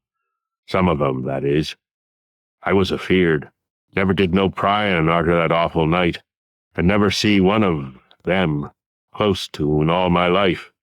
That is, never no full-blooded one. I went to the war, and if I'd a had any guts or sense, I'd a never come back, but settled away from here. But folks wrote me things wa'n't so bad. That, I suppose, was because government draftmen was in town arter 63. Arter the war, it was just as bad again. People begun to fall off. Mills and shops shut down, shipping stopped, and the harbor choked up. Railroad give up. But they never stopped swimming in and out of the river from that cursed reef of Satan. And more attic windows got boarded up, and more noises was heard in houses as wa'n't supposed to have nobody in 'em. Folks outside have their stories about us. S'pose you heerd a plenty on 'em, seeing what questions ye asked. Stories about things they've seed now and then, and about that queer jewelry as still comes in from somewheres and ain't quite all melted up, but nothing never gets definite. Nobody'll believe nothing. They call them gold-like things pirate loot, and allow the Innsmouth folks has furrin blood or is distempered or something. Besides, them that lives here shoo off as many strangers as they kin, and encourage the rest not to get very cur'ous, especially round night-time. Beasts balk at the critters, hosses wuss'n mules, but when they got autos, that was all right. In '46, Captain Obed took a second wife that nobody in the town never see. Some says he didn't want to, but was made to by them as he'd called in. Had 3 children by her. 2 has disappeared young, but one gal has looked like anybody else and was educated in Europe. Obed finally got her married off by a trick to an Arkham feller as didn't suspect nothing. But nobody outside'll have nothing to do with Innsmouth folks now. Barnabas Marsh, that runs the refinery now, is Obed's grandson by his first wife. Son of Onesiphorus, his eldest son, but his mother was another of them as want never seed outdoors. Right now Barnabas is about changed. Can't shut his eyes no more, and is all out of shape. They say he still wears clothes, but he'll take to the water soon. Maybe he's tried it already. They do sometimes go down for little spells afore they go for good. Ain't been seed about in public for nigh on 10 year. Don't know how his poor wife can feel. She come from Ipswich, and they nigh lynched Barnabas when he courted her 50-odd year ago. Obed, he died in '78, and all the next generation is gone now. The first wife's children dead, and the rest, God knows. The sound of the incoming tide was now very insistent, and little by little it seemed to change the old man's mood from maudlin tearfulness to watchful fear. He would pause now and then to renew those nervous glances over his shoulder or out toward the reef, and despite the wild absurdity of his tale, I could not help beginning to share his vague apprehensiveness. Zadok now grew shriller, and seemed to be trying to whip up his courage with louder speech. "Hey, you! Why don't you say something? How'd you like to be living in a town like this, with everything a-rotten and a-dying, and boarded-up monsters crawling and bleating and barking and hopping around black cellars and attics every way you turn, hey? How'd you like to hear the howling night arter night from the churches and order a Dagon Hall, and know what's doing part of the howling? How'd you like to hear what comes from that awful reef every May Eve and Hollow Mass, hey? Think the old man's crazy, eh?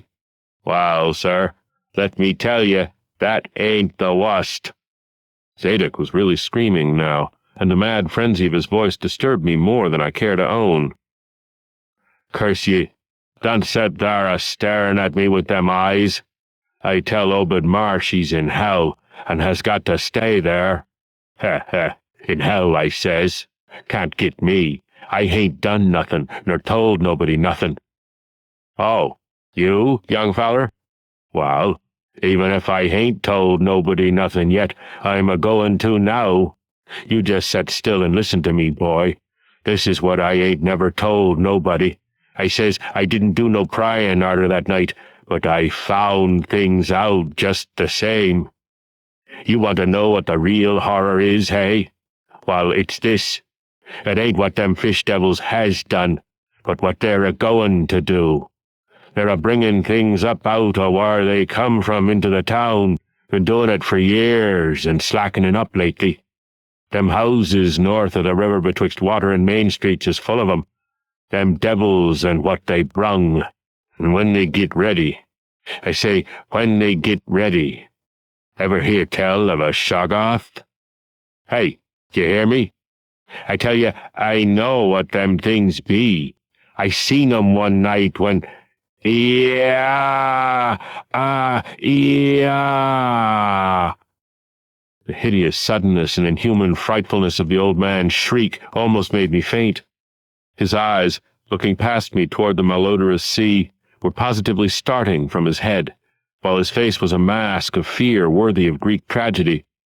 His bony claw dug monstrously into my shoulder, and he made no motion as I turned my head to look at whatever he had glimpsed. There was nothing that I could see, only the incoming tide, with perhaps one set of ripples more local than the long-flung line of breakers. But now Zadok was shaking me, and I turned back to watch the melting of that fear-frozen face into a chaos of twitching eyelids and mumbling gums. Presently his voice came back, albeit as a trembling whisper. "Get out o' here. Get out o' here. They seen us. Get out for your life. Don't wait for nothing. They know now. Run for it. Quick. Out o' this town." Another heavy wave dashed against the loosening masonry of the bygone wharf and changed the mad ancient's whisper to another inhuman and blood-curdling scream. "Yah! Yah!" Before I could recover my scattered wits, he had relaxed his clutch on my shoulder and dashed wildly inland toward the street, reeling northward around the ruined warehouse wall. I glanced back at the sea, but there was nothing there. And when I reached Water Street and looked along it toward the north, there was no remaining trace of Zadok Allen. 4. I can hardly describe the mood in which I was left by this harrowing episode, an episode at once mad and pitiful, grotesque and terrifying. The grocery boy had prepared me for it, yet the reality left me none the less bewildered and disturbed. Puerile though the story was, old Zadok's insane earnestness and horror had communicated to me a mounting unrest which joined with my earlier sense of loathing for the town and its blight of intangible shadow. Later I might sift the tale and extract some nucleus of historic allegory. Just now I wished to put it out of my head. The hour had grown perilously late. My watch said 7:15, and the Arkham bus left Town Square at 8, so I tried to give my thoughts as neutral and practical a cast as possible, meanwhile walking rapidly through the deserted streets of gaping roofs and leaning houses toward the hotel where I had checked my valise and would find my bus. Though the golden light of late afternoon gave the ancient roofs and decrepit chimneys an air of mystic loveliness and peace, I could not help glancing over my shoulder now and then. I would surely be very glad to get out of malodorous and fear-shadowed Innsmouth, and wished there were some other vehicle than the bus driven by that sinister-looking fellow sergeant. Yet I did not hurry too precipitately, for there were architectural details worth viewing at every silent corner, and I could easily, I calculated, cover the necessary distance in a half-hour. Studying the grocery youth's map and seeking a route I had not traversed before, I chose Marsh Street instead of State for my approach to Town Square. Near the corner of Fall Street, I began to see scattered groups of furtive whisperers, and when I finally reached the square, I saw that almost all the loiterers were congregated around the door of the Gilman house. It seemed as if many bulging, watery, unwinking eyes looked oddly at me as I claimed my valise in the lobby, and I hoped that none of these unpleasant creatures would be my fellow passengers on the coach. The bus, rather early, rattled in with 3 passengers somewhat before 8, and an evil-looking fellow on the sidewalk muttered a few indistinguishable words to the driver. Sergeant threw out a mail bag and a roll of newspapers and entered the hotel, while the passengers, the same men whom I had seen arriving in Newburyport that morning, shambled to the sidewalk and exchanged some faint guttural words with a loafer in a language I could have sworn was not English. I boarded the empty coach and took the same seat I had taken before, but was hardly settled before Sergeant reappeared and began mumbling in a throaty voice of peculiar repulsiveness. I was, it appeared, in very bad luck. There had been something wrong with the engine, despite the excellent time made from Newburyport, and the bus could not complete the journey to Arkham. No, it could not possibly be repaired that night, nor was there any other way of getting transportation out of Innsmouth, either to Arkham or elsewhere. Sergeant was sorry, but I would have to stop over at the Gilman. Probably the clerk would make the price easy for me, but there was nothing else to do. Almost dazed by this sudden obstacle, and violently dreading the fall of night in this decaying and half-unlighted town, I left the bus and re-entered the hotel lobby, where the sullen, queer-looking night clerk told me I could have room 428 on next the top floor, large, but without running water, for $1. Despite what I had heard of this hotel in Newburyport, I signed the register, paid my $1, let the clerk take my valise, and followed that sour, solitary attendant up 3 creaking flights of stairs, past dusty corridors which seemed wholly devoid of life. My room, a dismal rear one with 2 windows and bare, cheap furnishings, overlooked a dingy courtyard otherwise hemmed in by low, deserted brick blocks, and commanded a view of decrepit westward-stretching roofs with a marshy countryside beyond. At the end of the corridor was a bathroom, a discouraging relic with ancient marble bowl, tin tub, faint electric light, and musty wooden paneling around all the plumbing fixtures.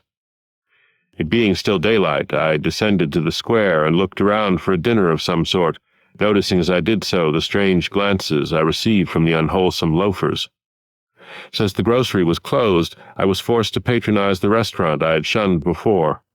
A stooped, narrow-headed man with staring, unwinking eyes and a flat-nosed wench with unbelievably thick, clumsy hands being in attendance. The service was of the counter type, and it relieved me to find that much was evidently served from cans and packages.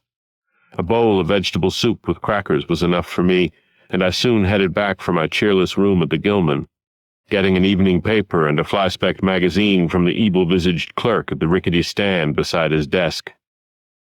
As twilight deepened, I turned on the one feeble electric bulb over the cheap, iron-framed bed and tried as best I could to continue the reading I had begun. I felt it advisable to keep my mind wholesomely occupied, for it would not do to brood over the abnormalities of this ancient, blight-shadowed town while I was still within its borders. The insane yarn I had heard from the aged drunkard did not promise very pleasant dreams, and I felt I must keep the image of his wild, watery eyes as far as possible from my imagination. Also, I must not dwell on what that factory inspector had told the Newburyport ticket agent about the Gilman house and the voices of its nocturnal tenants. Not on that, nor on the face beneath the tiara in the black church doorway, the face for whose horror my conscious mind could not account. It would perhaps have been easier to keep my thoughts from disturbing topics had the room not been so gruesomely musty. As it was, the lethal mustiness blended hideously with the town's general fishy odor and persistently focused one's fancy on death and decay. Another thing that disturbed me was the absence of a bolt on the door of my room. One had been there, as marks clearly showed, but there were signs of recent removal. No doubt it had become out of order, like so many other things in this decrepit edifice. In my nervousness, I looked around and discovered a bolt on the clothes press, which seemed to be of the same size, judging from the marks, as the one formerly on the door. To gain a partial relief from the general tension, I busied myself by transferring this hardware to the vacant place with the aid of a handy 3-in-1 device, including a screwdriver which I kept on my keyring. The bolt fitted perfectly, and I was somewhat relieved when I knew that I could shoot it firmly upon retiring. Not that I had any real apprehension of its need, but that any symbol of security was welcome in an environment of this kind. There were adequate bolts on the 2 lateral doors to connecting rooms, and these I proceeded to fasten. I did not undress, but decided to read till I was sleepy and then lie down with only my coat, collar, and shoes off. Taking a pocket flashlight from my valise, I placed it in my trousers so that I could read my watch if I woke up later in the dark. Drowsiness, however, did not come, and when I stopped to analyze my thoughts, I found to my disquiet that I was really unconsciously listening for something which I dreaded but could not name. That inspector's story must have worked on my imagination more deeply than I had suspected. Again I tried to read, but found that I made no progress. After a time I seemed to hear the stairs and corridors creak at intervals, as if with footsteps, and wondered if the other rooms were beginning to fill up. There were no voices, however, and it struck me that there was something subtly furtive about the creaking. I did not like it, and debated whether I had better try to sleep at all. This town had some queer people, and there had undoubtedly been several disappearances. Was this one of those inns where travelers were slain for their money? Surely I had no look of excessive prosperity. Or were the townsfolk really so resentful about curious visitors? Had my obvious sightseeing with its frequent map consultations aroused unfavorable notice? It occurred to me that I must be in a highly nervous state to let a few random creakings set me off speculating in this fashion, but I regretted none the less that I was unarmed. At length, feeling a fatigue which had nothing of drowsiness in it, I bolted the newly outfitted hall door, turned off the light, and threw myself down on the hard, uneven bed, coat, collar, shoes, and all. In the darkness, every faint noise of the night seemed magnified, and a flood of doubly unpleasant thoughts swept over me. I was sorry I had put out the light, yet too tired to rise and turn it on again. Then, after a long, dreary interval, and prefaced by a fresh creaking of stairs and corridor, there came that soft, damnably unmistakable sound which seemed like a malign fulfillment of all my apprehensions. Without the least shadow of a doubt, the lock on my hall door was being tried, cautiously, furtively, tentatively, with a key. My sensations upon recognizing this sign of actual peril were perhaps less rather than more tumultuous because of my previous vague fears. I had been, albeit without definite reason, instinctively on my guard, and that was to my advantage in the new and real crisis, whatever it might turn out to be. Nevertheless, the change in the menace from vague premonition to immediate reality was a profound shock, and fell upon me with the force of a genuine blow. It never once occurred to me that the fumbling might be a mere mistake. Malign purpose was all I could think of, and I kept deathly quiet, awaiting the would-be intruder's next move. After a time the cautious rattling ceased, and I heard the room to the north entered with a pass-key. Then the lock of the connecting door to my room was softly tried. The bolt held, of course, and I heard the floor creak as the prowler left the room. After a moment there came another soft rattling, and I knew that the room to the south of me was being entered. Again a furtive trying of a bolt connecting door, and again a receding creaking. This time the creaking went along the hall and down the stairs, so I knew that the prowler had realized the bolted condition of my doors and was giving up his attempt for a greater or lesser time, as the future would show. The readiness with which I fell into a plan of action proves that I must have been subconsciously fearing some menace and considering possible avenues of escape for hours. From the first I felt that the unseen fumbler meant a danger not to be met or dealt with, but only to be fled from as precipitately as possible. The one thing to do was to get out of that hotel alive as quickly as I could, and through some channel other than the front stairs and lobby. Rising softly and throwing my flashlight on the switch, I sought to light the bulb over my bed in order to choose and pocket some belongings for a swift, valiseless flight. Nothing, however, happened, and I saw that the power had been cut off. Clearly some cryptic evil movement was afoot on a large scale, just what I could not say. As I stood pondering with my hand on the now useless switch, I heard a muffled creaking on the floor below, and thought I could barely distinguish voices in conversation. A moment later I felt less sure that the deeper sounds were voices, since the apparent hoarse barkings and loose-syllabled croakings bore so little resemblance to recognized human speech. Then I thought with renewed force of what the factory inspector had heard in the night in this moldering and pestilential building. Having filled my pockets with the flashlight's aid, I put on my hat and tiptoed to the windows to consider chances of descent. Despite the state's safety regulations, there was no fire escape on this side of the hotel, and I saw that my windows commanded only a sheer 3-story drop to the cobbled courtyard. On the right and left, however, some ancient brick business blocks abutted on the hotel, their slant roofs coming up to a reasonable jumping distance from my 4th-story level. To reach either of these lines of buildings, I would have to be in a room 2 doors from my own, in one case on the north and in the other case on the south, and my mind instantly set to work calculating what chances I had of making the transfer. I could not, I decided, risk an emergence into the corridor, where my footsteps would surely be heard, and where the difficulties of entering the desired room would be insuperable. My progress, if it was to be made at all, would have to be through the less solidly built connecting doors of the rooms, the locks and bolts of which I would have to force violently, using my shoulder as a battering ram whenever they were set against me. This, I thought, would be possible owing to the rickety nature of the house and its fixtures, but I realized I could not do it noiselessly. I would have to count on sheer speed and the chance of getting to a window before any hostile forces became coordinated enough to open the right door toward me with a pass-key. My own outer door I reinforced by pushing the bureau against it, little by little, in order to make a minimum of sound. I perceived that my chances were very slender, and was fully prepared for any calamity. Even getting to another roof would not solve the problem, for there would then remain the task of reaching the ground and escaping from the town. One thing in my favor was the deserted and ruinous state of the abutting buildings and the number of skylights gaping blackly open in each row.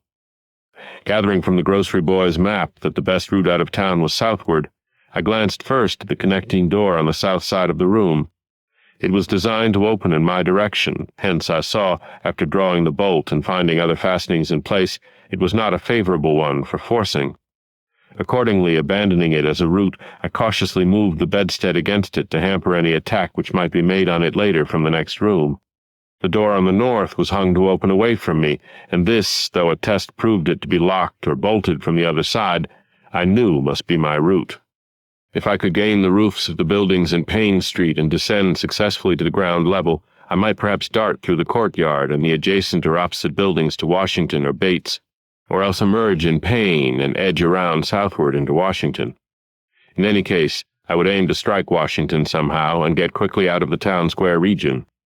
My preference would be to avoid Payne, since the fire station there might be open all night. As I thought of these things, I looked out over the squalid sea of decaying roofs below me, now brightened by the beams of a moon not much past full. On the right, the black gash of the river gorge clove the panorama, abandoned factories and railway station clinging barnacle-like to its sides.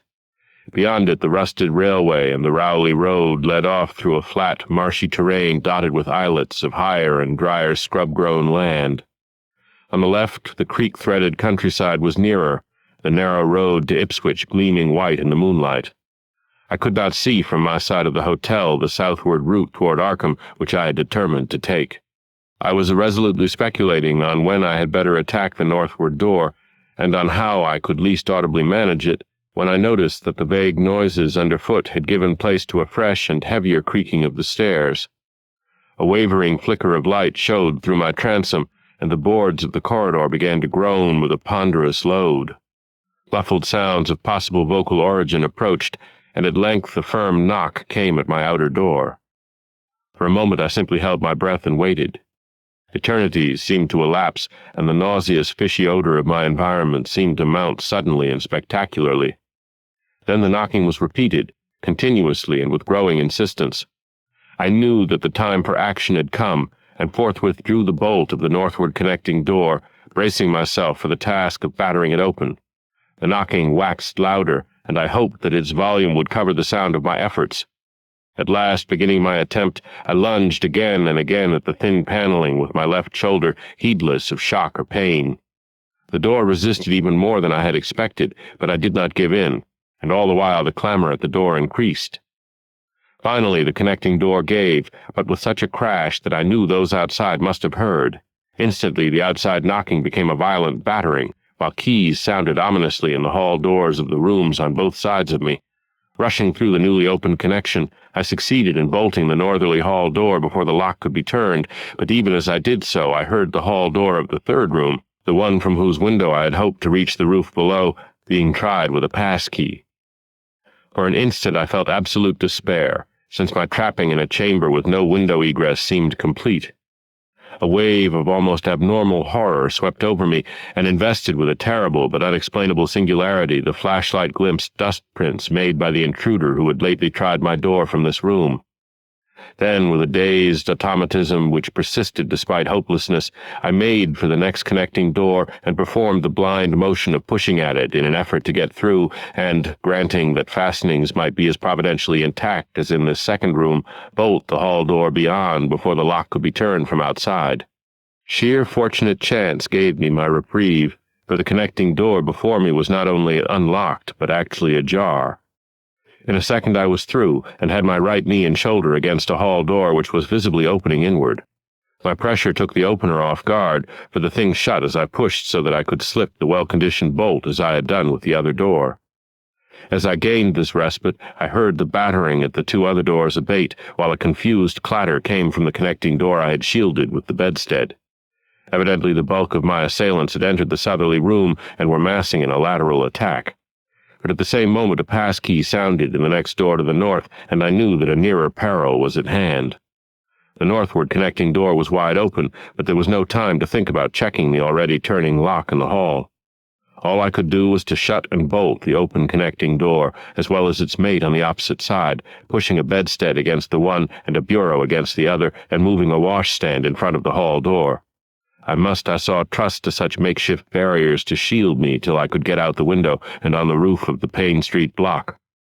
But even in this acute moment my chief horror was something apart from the immediate weakness of my defenses.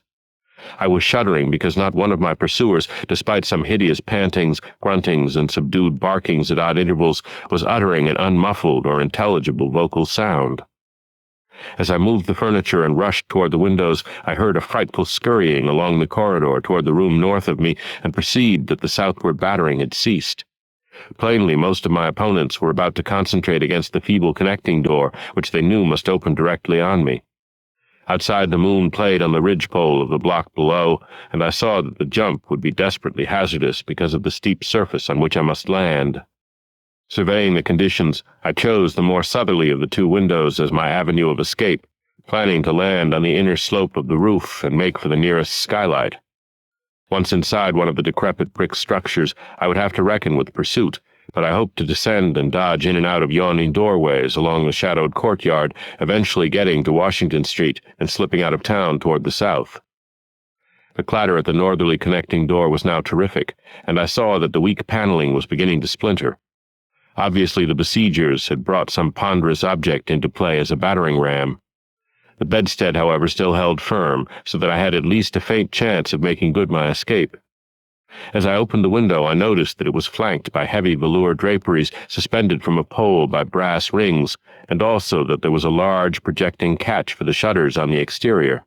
Seeing a possible means of avoiding the dangerous jump, I yanked at the hangings and brought them down, pole and all, then quickly hooking two of the rings in the shutter catch and flinging the drapery outside.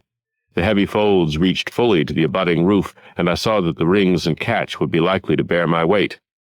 So climbing out of the window and down the improvised rope ladder, I left behind me forever the morbid and horror-infested fabric of the Gilman house.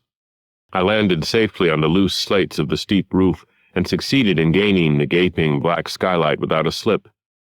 Glancing up at the window I had left, I observed it was still dark, though far across the crumbling chimneys to the north I could see lights ominously blazing in the Order of Dagon Hall, the Baptist church and the Congregational church, which I recalled so shiveringly.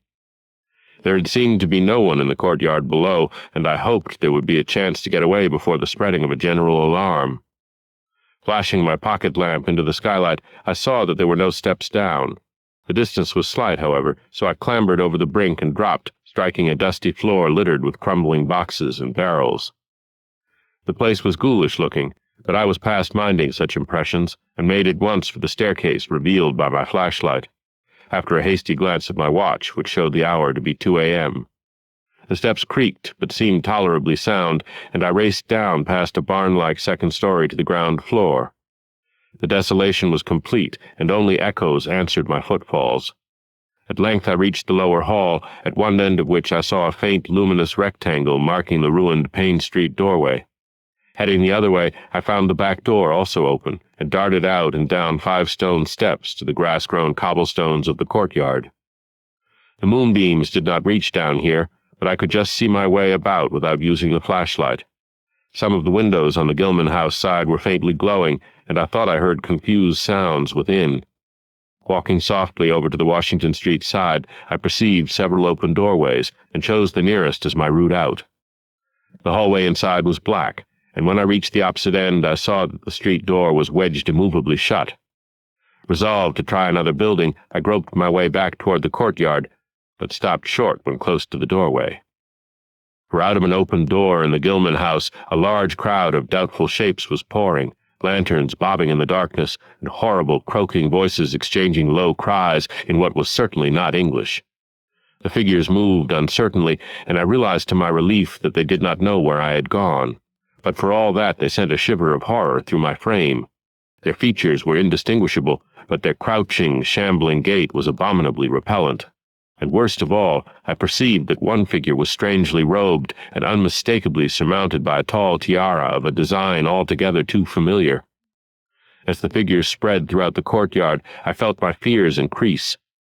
Suppose I could find no egress from this building on the street side. The fishy odor was detestable, and I wondered I could stand it without fainting. Again groping toward the street, I opened a door off the hall and came upon an empty room with closely shuttered but sashless windows. Fumbling in the rays of my flashlight, I found I could open the shutters, and in another moment had climbed outside and was carefully closing the aperture in its original manner. I was now in Washington Street, and for the moment saw no living thing nor any light save that of the moon. From several directions in the distance, however, I could hear the sound of hoarse voices, of footsteps, and of a curious kind of pattering which did not sound quite like footsteps. Plainly, I had no time to lose. The points of the compass were clear to me, and I was glad that all the streetlights were turned off, as is often the custom on strongly moonlit nights in unprosperous rural regions. Some of the sounds came from the south, yet I retained my design of escaping in that direction. There would, I knew, be plenty of deserted doorways to shelter me in case I met any person or group who looked like pursuers. I walked rapidly, softly, and close to the ruined houses. While hatless and disheveled after my arduous climb, I did not look especially noticeable, and stood a good chance of passing unheeded if forced to encounter any casual wayfarer. At Bates Street I drew into a yawning vestibule while two shambling figures crossed in front of me, but was soon on my way again and approaching the open space where Elliott Street obliquely crosses Washington at the intersection of South. Though I had never seen this space, it had looked dangerous to me on the grocery youth's map, since the moonlight would have free play there. There was no use trying to evade it, for any alternate course would involve detours of possibly disastrous visibility and delaying effect. The only thing to do was to cross it boldly and openly, imitating the typical shamble of the Innsmouth folk as best I could, and trusting that no one, or at least no pursuer of mine, would be there. Just how fully the pursuit was organized, and indeed just what its purpose might be, I could form no idea. There seemed to be unusual activity in the town, but I judged that the news of my escape from the Gilman had not yet spread.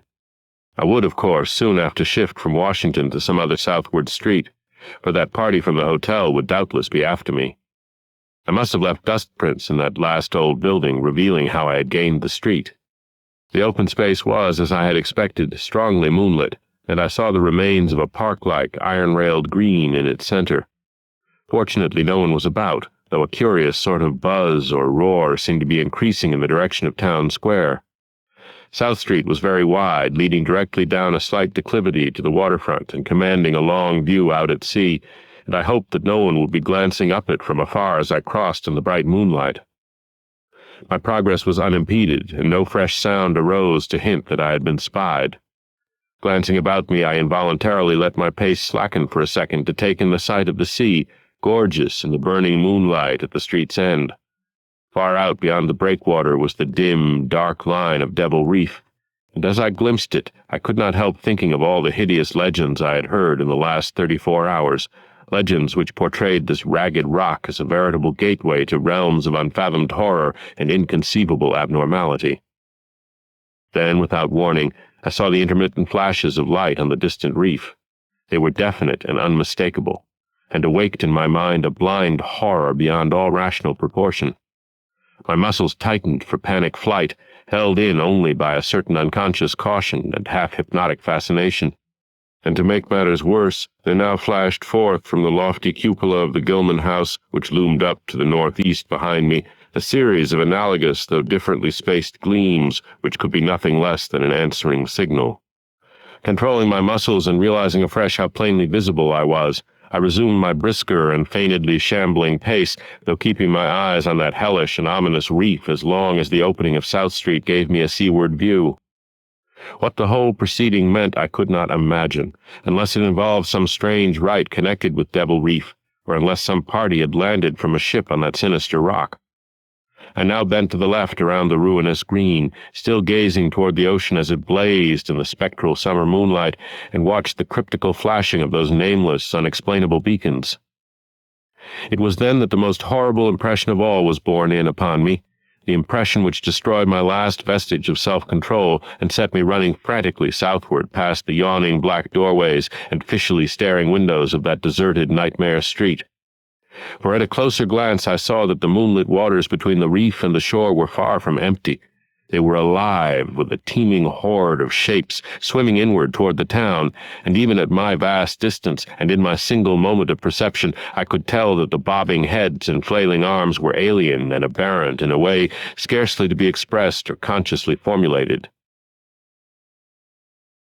End of Side 9. To continue, turn the cassette over. Side 10. Tales of H.P. Lovecraft by H.P. Lovecraft. Continuing with The Shadow over Innsmouth on page 263. My frantic running ceased before I had covered a block, for at my left I began to hear something like the hue and cry of organized pursuit. There were footsteps and guttural sounds, and a rattling motor wheezed south along Federal Street. In a second all my plans were utterly changed, for if the southward highway were blocked ahead of me, I must clearly find another egress from Innsmouth. I paused and drew into a gaping doorway, reflecting how lucky I was to have left the moonlit open space before these pursuers came down the parallel street. A second reflection was less comforting. Since the pursuit was down another street, it was plain that the party was not following me directly. It had not seen me, but was simply obeying a general plan of cutting off my escape. This, however, implied that all roads leading out of Innsmouth were similarly patrolled, for the denizens could not have known what route I intended to take. If this were so, I would have to make my retreat across country away from any road. But how could I do that in view of the marshy and creek-riddled nature of all the surrounding region? For a moment my brain reeled, both from sheer hopelessness and from a rapid increase in the omnipresent fishy odor. Then I thought of the abandoned railway to Rowley, whose solid line of ballasted, weed-grown earth still stretched off to the northwest from the crumbling station on the edge of the river gorge. There was just a chance that the townsfolk would not think of that, since its briar-choked desertion made it half impassable and the unlikeliest of all avenues for a fugitive to choose. I'd seen it clearly from my hotel window and knew about how it lay. Most of its earlier length was uncomfortably visible from the Rowley Road and from high places in the town itself, but one could perhaps crawl inconspicuously through the undergrowth. At any rate, it would form my only chance of deliverance, and there was nothing to do but try it. Drawing inside the hall of my deserted shelter, I once more consulted the grocery boy's map with the aid of the flashlight. The immediate problem was how to reach the ancient railway, and I now saw that the safest course was ahead to Babson Street, then west to Lafayette, there edging around but not crossing an open space homologous to the one I had traversed, and subsequently back northward and westward in a zigzagging line through Lafayette, Bates, Adams, and Banks Streets, the latter skirting the river gorge to the abandoned and dilapidated station I had seen from my window. My reason for going ahead to Babson was that I wished neither to recross the earlier open space nor to begin my westward course along a cross street as broad as south. Starting once more, I crossed the street to the right-hand side in order to edge around into Babson as inconspicuously as possible. Noises still continued in Federal Street, and as I glanced behind me, I thought I saw a gleam of light near the building through which I had escaped. Anxious to leave Washington Street, I broke into a quiet dog trot, trusting to luck not to encounter any observing eye. Next the corner of Babson Street, I saw to my alarm that one of the houses was still inhabited, as attested by curtains at the window, but there were no lights within, and I passed it without disaster. In Babson Street, which crossed Federal and might thus reveal me to the searchers, I clung as closely as possible to the sagging, uneven buildings, twice pausing in a doorway as the noises behind me momentarily increased. The open space ahead shone wide and desolate under the moon, but my route would not force me to cross it. During my second pause I began to detect a fresh distribution of the vague sounds, and upon looking cautiously out from cover beheld a motor car darting across the open space, bound outward along Elliott Street, which there dissects both Babson and Lafayette. As I watched, choked by a sudden rise in the fishy odor after a short abatement, I saw a band of uncouth, crouching shapes loping and shambling in the same direction, and knew that this must be the party guarding the Ipswich Road, since that highway forms an extension of Elliott Street. Two of the figures I glimpsed were in voluminous robes, and one wore a peaked diadem which glistened whitely in the moonlight. The gait of this figure was so odd that it sent a chill through me, for it seemed to me the creature was almost hopping. When the last of the band was out of sight, I resumed my progress, darting around the corner into Lafayette Street and crossing Elliott very hurriedly, lest stragglers of the party be still advancing along that thoroughfare. I did hear some croaking and clattering sounds far off toward Town Square, but accomplished the passage without disaster. My greatest dread was in recrossing broad and moonlit South Street, with its seaward view, and I had to nerve myself for the ordeal. Someone might easily be looking, and possible Elliott Street stragglers could not fail to glimpse me from either of 2 points. At the last moment I decided I'd better slacken my trot and make the crossing as before in the shambling gait of an average Innsmouth native. When the view of the water again opened out, this time on my right, I was half determined not to look at it at all. I could not, however, resist, but cast a sidelong glance as I carefully and imitatively shambled toward the protecting shadows ahead. There was no ship visible, as I had half expected there would be. Instead, the first thing which caught my eye was a small rowboat pulling in toward the abandoned wharves and laden with some bulky, tarpaulin-covered object. Its rowers, though distantly and indistinctly seen, were of an especially repellent aspect. Several swimmers were still discernible, while on the far black reef I could see a faint, steady glow, unlike the winking beacon visible before, and of a curious color which I could not precisely identify. Above the slant roofs ahead and to the right there loomed the tall cupola of the Gilman house, but it was completely dark. The fishy odor, dispelled for a moment by some merciful breeze, now closed in again with maddening intensity. I had not quite crossed the street when I heard a muttering band advancing along Washington from the north. As they reached the broad open space where I had had my first disquieting glimpse of the moonlit water, I could see them plainly only a block away, and was horrified by the bestial abnormality of their faces and the dog-like subhumanness of their crouching gait. One man moved in a positively simian way, with long arms frequently touching the ground, while another figure, robed and tiaraed, seemed to progress in an almost hopping fashion. I judged this party to be the one I had seen in the Gilman's courtyard, the one therefore most closely on my trail. As some of the figures turned to look in my direction, I was transfixed with fright, yet managed to preserve the casual, shambling gait I had assumed. To this day I do not know whether they saw me or not. If they did, my stratagem must have deceived them, for they passed on across the moonlit space without varying their course, meanwhile croaking and jabbering in some hateful guttural patois I could not identify. Once more in shadow, I resumed my former dog-trot past the leaning and decrepit houses that stared blankly into the night. Having crossed the western sidewalk, I rounded the nearest corner into Bates Street, where I kept close to the buildings on the southern side. I passed 2 houses showing signs of habitation, one of which had faint lights and upper rooms, yet met with no obstacle. As I turned into Adams Street, I felt measurably safer, but received a shock when a man reeled out of a black doorway directly in front of me. He proved, however, too hopelessly drunk to be a menace, so that I reached the dismal ruins of the Bank Street warehouses in safety. No one was stirring in that dead street beside the river gorge, and the roar of the waterfalls quite drowned my footsteps. It was a long dog-trot to the ruined station, and the great brick warehouse walls around me seemed somehow more terrifying than the fronts of private houses. At last I saw the ancient arcaded station, or what was left of it, and made directly for the tracks that started from its farther end. The rails were rusty but mainly intact, and not more than half the ties had rotted away. Walking or running on such a surface was very difficult, but I did my best, and on the whole made very fair time. For some distance the line kept on along the gorge's brink, but at length I reached the long covered bridge where it crossed the chasm at a dizzy height. The condition of this bridge would determine my next step. If humanly possible, I would use it. If not, I would have to risk more street wandering and take the nearest intact highway bridge. The vast, barn-like length of the old bridge gleamed spectrally in the moonlight, and I saw that the ties were safe for at least a few feet within. Entering, I began to use my flashlight, and was almost knocked down by the cloud of bats that flapped past me. About halfway across, there was a perilous gap in the ties which I feared for a moment would halt me, but in the end I risked a desperate jump, which fortunately succeeded. I was glad to see the moonlight again when I emerged from that macabre tunnel. The old tracks crossed River Street at grade, and at once veered off into a region increasingly rural and with less and less of Innsmouth's abhorrent fishy odor. Here the dense growth of weeds and briars hindered me and cruelly tore my clothes, but I was none the less glad that they were there to give me concealment in case of peril. I knew that much of my route must be visible from the Rowley Road. The marshy region began very shortly, with the single track on a low, grassy embankment where the weedy growth was somewhat thinner. Then came a sort of island of higher ground where the line passed through a shallow open cut choked with bushes and brambles.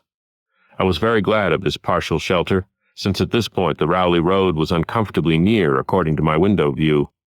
At the end of the cut it would cross the track and swerve off to a safer distance, but meanwhile I must be exceedingly careful. I was by this time thankfully certain that the railway itself was not patrolled. Just before entering the cut I glanced behind me but saw no pursuer. The ancient spires and roofs of decaying Innsmouth gleamed lovely and ethereal in the magic yellow moonlight, and I thought of how they must have looked in the old days before the shadow fell. Then, as my gaze circled inland from the town, something less tranquil arrested my notice and held me immobile for a second. What I saw, or fancied I saw, was a disturbing suggestion of undulant motion far to the south, a suggestion which made me conclude that a very large horde must be pouring out of the city along the level Ipswich Road. The distance was great, and I could distinguish nothing in detail, but I did not at all like the look of that moving column. It undulated too much and glistened too brightly in the rays of the now westering moon. There was a suggestion of sound, too, though the wind was blowing the other way, a suggestion of bestial scraping and bellowing even worse than the muttering of the parties I had lately overheard. All sorts of unpleasant conjectures crossed my mind. I thought of those very extreme Innsmouth types said to be hidden in crumbling, centuried warrens near the waterfront. I thought, too, of those nameless swimmers I had seen. Counting the parties so far glimpsed, as well as those presumably covering other roads, the number of my pursuers must be strangely large for a town as depopulated as Innsmouth. Whence could come the dense personnel of such a column as I now beheld? Did those ancient, unplumbed warrens teem with a twisted, uncatalogued, and unsuspected life? Or had some unseen ship indeed landed a legion of unknown outsiders on that hellish reef? Who were they? Why were they there? And if such a column of them was scouring the Ipswich Road, would the patrols on the other roads be likewise augmented? I had entered the brush-grown cut and was struggling along at a very slow pace when that damnable fishy odor again waxed dominant. Had the wind suddenly changed eastward so that it blew in from the sea and over the town? It must have, I concluded, since I now began to hear shocking guttural murmurs from that hitherto silent direction. There was another sound, too, a kind of wholesale colossal flopping or pattering which somehow called up images of the most detestable sort. It made me think illogically of that unpleasantly undulating column on the far-off Ipswich Road. And then both stench and sounds grew stronger, so that I paused, shivering and grateful for the cut's protection. It was here, I recalled, that the Rowley Road grew so close to the old railway before crossing westward and diverging. Something was coming along that road, and I must lie low till its passage and vanishment in the distance. Thank heaven these creatures employed no dogs for tracking, though perhaps that would have been impossible amidst the omnipresent regional odor. Crouched in the bushes of that sandy cleft, I felt reasonably safe, even though I knew the searchers would have to cross the track in front of me not much more than 100 yards away. I would be able to see them, but they could not, except by a malign miracle, see me. All at once I began dreading to look at them as they passed. I saw the close, moonlit space where they would surge by, and had curious thoughts about the irredeemable pollution of that space. They would perhaps be the worst of all Innsmouth types, something one would not care to remember. The stench waxed overpowering, and the noises swelled to a bestial babble of croaking, baying, and barking without the least suggestion of human speech. Were these indeed the voices of my pursuers? Did they have dogs after all? So far I had seen none of the lower animals in Innsmouth. That flopping or pattering was monstrous. I could not look upon the degenerate creatures responsible for it. I would keep my eyes shut till the sounds receded toward the west. The horde was very close now, the air foul with their hoarse snarlings, and the ground almost shaking with their alien-rhythmed footfalls. My breath nearly ceased to come, and I put every ounce of willpower into the task of holding my eyelids down. I am not even yet willing to say whether what followed was a hideous actuality or only a nightmare hallucination. The later action of the government after my frantic appeals would tend to confirm it as a monstrous truth.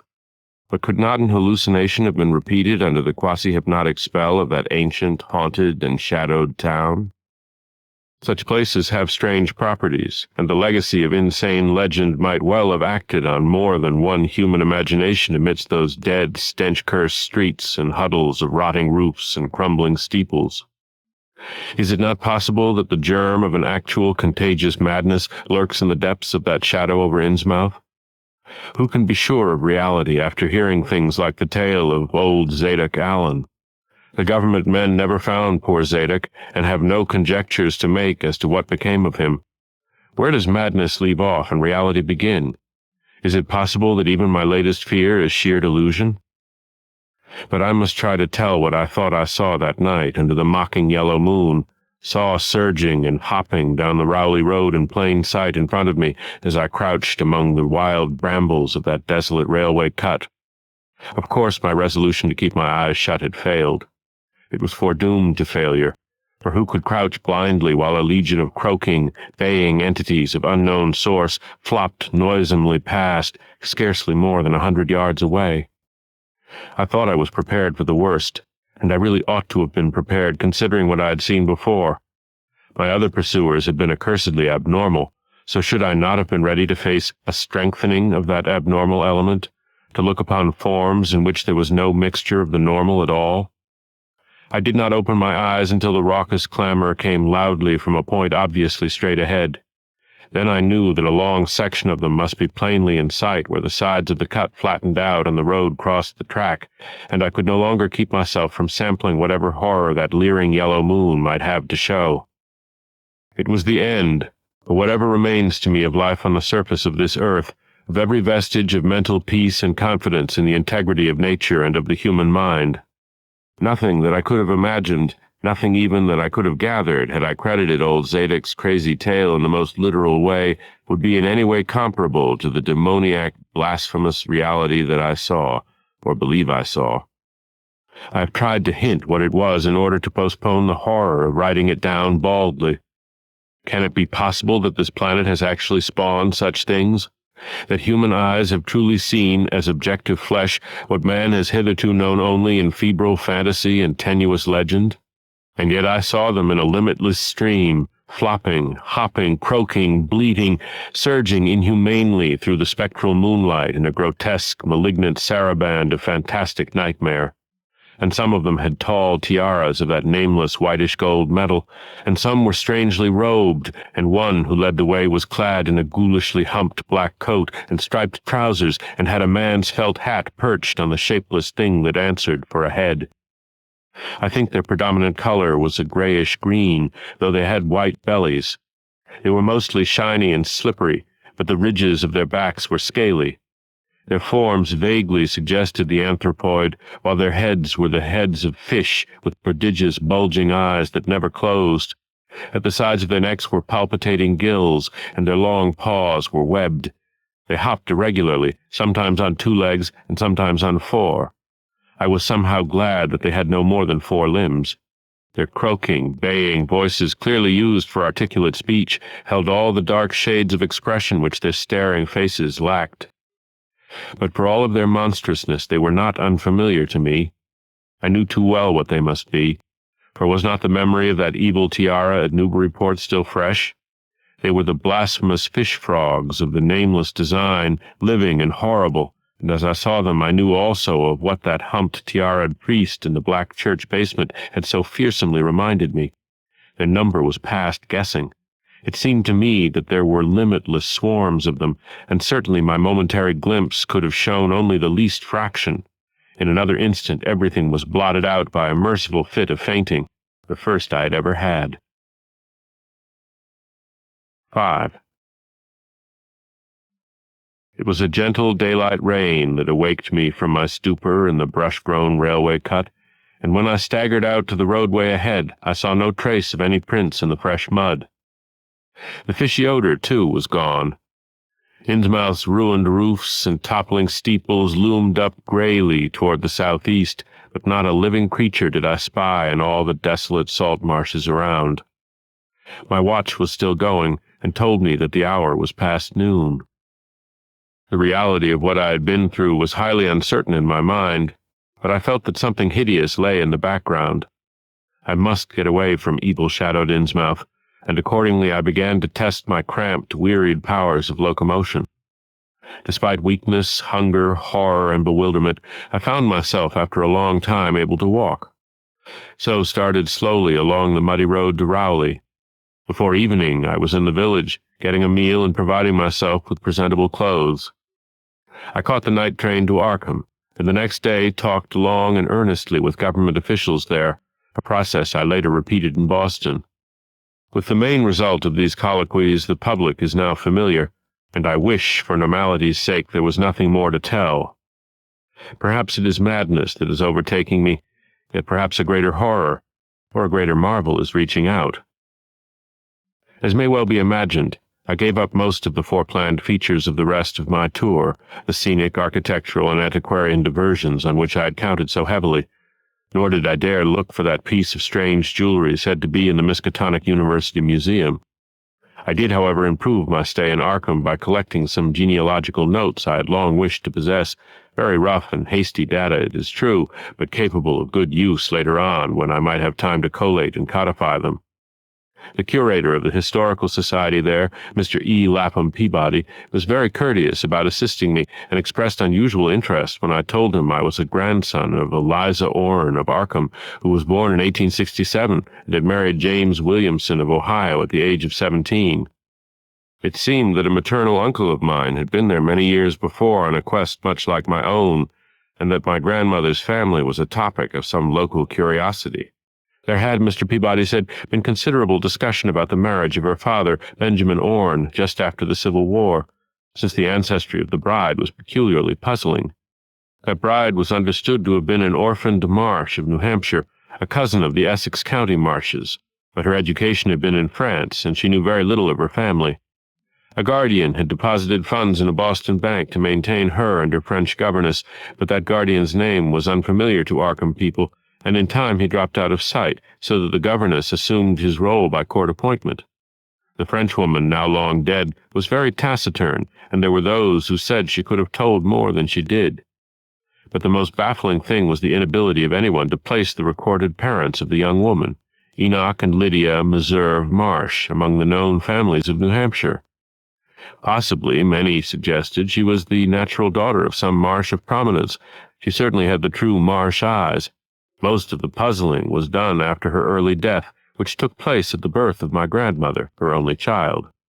Having formed some disagreeable impressions connected with the name of Marsh, I did not welcome the news that it belonged on my own ancestral tree, nor was I pleased by Mr. Peabody's suggestion that I had the true Marsh eyes myself. However, I was grateful for data which I knew would prove valuable, and took copious notes and lists of book references regarding the well-documented Orne family. I went directly home to Toledo from Boston, and later spent a month at Maumee recuperating from my ordeal. In September I entered Oberlin for my final year, and from then till the next June was busy with studies and other wholesome activities, reminded of the bygone terror only by occasional official visits from government men in connection with the campaign which my pleas and evidence had started. Around the middle of July, just a year after the Innsmouth experience, I spent a week with my late mother's family in Cleveland, checking some of my new genealogical data with the various notes, traditions, and bits of heirloom material in existence there, and seeing what kind of connected chart I could construct. I did not exactly relish the task, for the atmosphere of the late Williamson home had always depressed me. There was a strain of morbidity there, and my mother had never encouraged my visiting her parents as a child, although she always welcomed her father when he came to Toledo. My Arkham-born grandmother had seemed strange and terrifying to me, and I do not think I grieved when she disappeared. I was 8 years old then, and it was said that she had wandered off in grief after the suicide of my Uncle Douglas, her eldest son. He had shot himself after a trip to New England, the same trip, no doubt, which had caused him to be recalled at the Arkham Historical Society. This uncle had resembled her, and I had never liked him either. Something about the staring, unwinking expression of both of them had given me a vague, unaccountable uneasiness. My mother and Uncle Walter had not looked like that. They were like their father, though poor little cousin Lawrence, Walter's son, had been an almost perfect duplicate of his grandmother before his condition took him to the permanent seclusion of a sanitarium at Canton. I had not seen him in 4 years, but my uncle once implied that his state, both mental and physical, was very bad. This worry had probably been a major cause of his mother's death 2 years before. My grandfather and his widowed son Walter now comprised the Cleveland household, but the memory of older times hung thickly over it. I still disliked the place and tried to get my researches done as quickly as possible. Williamson records and traditions were supplied in abundance by my grandfather, though for Orne material I had to depend on my Uncle Walter, who put at my disposal the contents of all his files, including notes, letters, cuttings, heirlooms, photographs, and miniatures. It was in going over the letters and pictures on the Orne side that I began to acquire a sort of terror of my own ancestry. As I have said, my grandmother and Uncle Douglas had always disturbed me. Now, years after their passing, I gazed at their pictured faces with a measurably heightened feeling of repulsion and alienation. I could not at first understand the change, but gradually a horrible sort of comparison began to obtrude itself on my unconscious mind, despite the steady refusal of my consciousness to admit even the least suspicion of it. It was clear that the typical expression of these faces now suggested something it had not suggested before, something which would bring stark panic if too openly thought of. But the worst shock came when my uncle showed me the Orne jewelry in a downtown safe deposit vault. Some of the items were delicate and inspiring enough, but there was one box of strange old pieces descended from my mysterious great-grandmother, which my uncle was almost reluctant to produce. They were, he said, a very grotesque and almost repulsive design, and had never, to his knowledge, been publicly worn, though my grandmother used to enjoy looking at them. Vague legends of bad luck clustered around them, and my great-grandmother's French governess had said they ought not to be worn in New England, though it would be quite safe to wear them in Europe. As my uncle began slowly and grudgingly to unwrap the things, he urged me not to be shocked by the strangeness and frequent hideousness of the designs. Artists and archaeologists who had seen them pronounced the workmanship superlatively and exotically exquisite, though no one seemed able to define their exact material or assign them to any specific art tradition.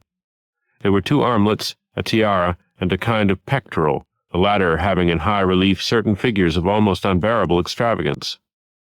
During this description I had kept a tight rein on my emotions, but my face must have betrayed my mounting fears. My uncle looked concerned, and paused in his unwrapping to study my countenance.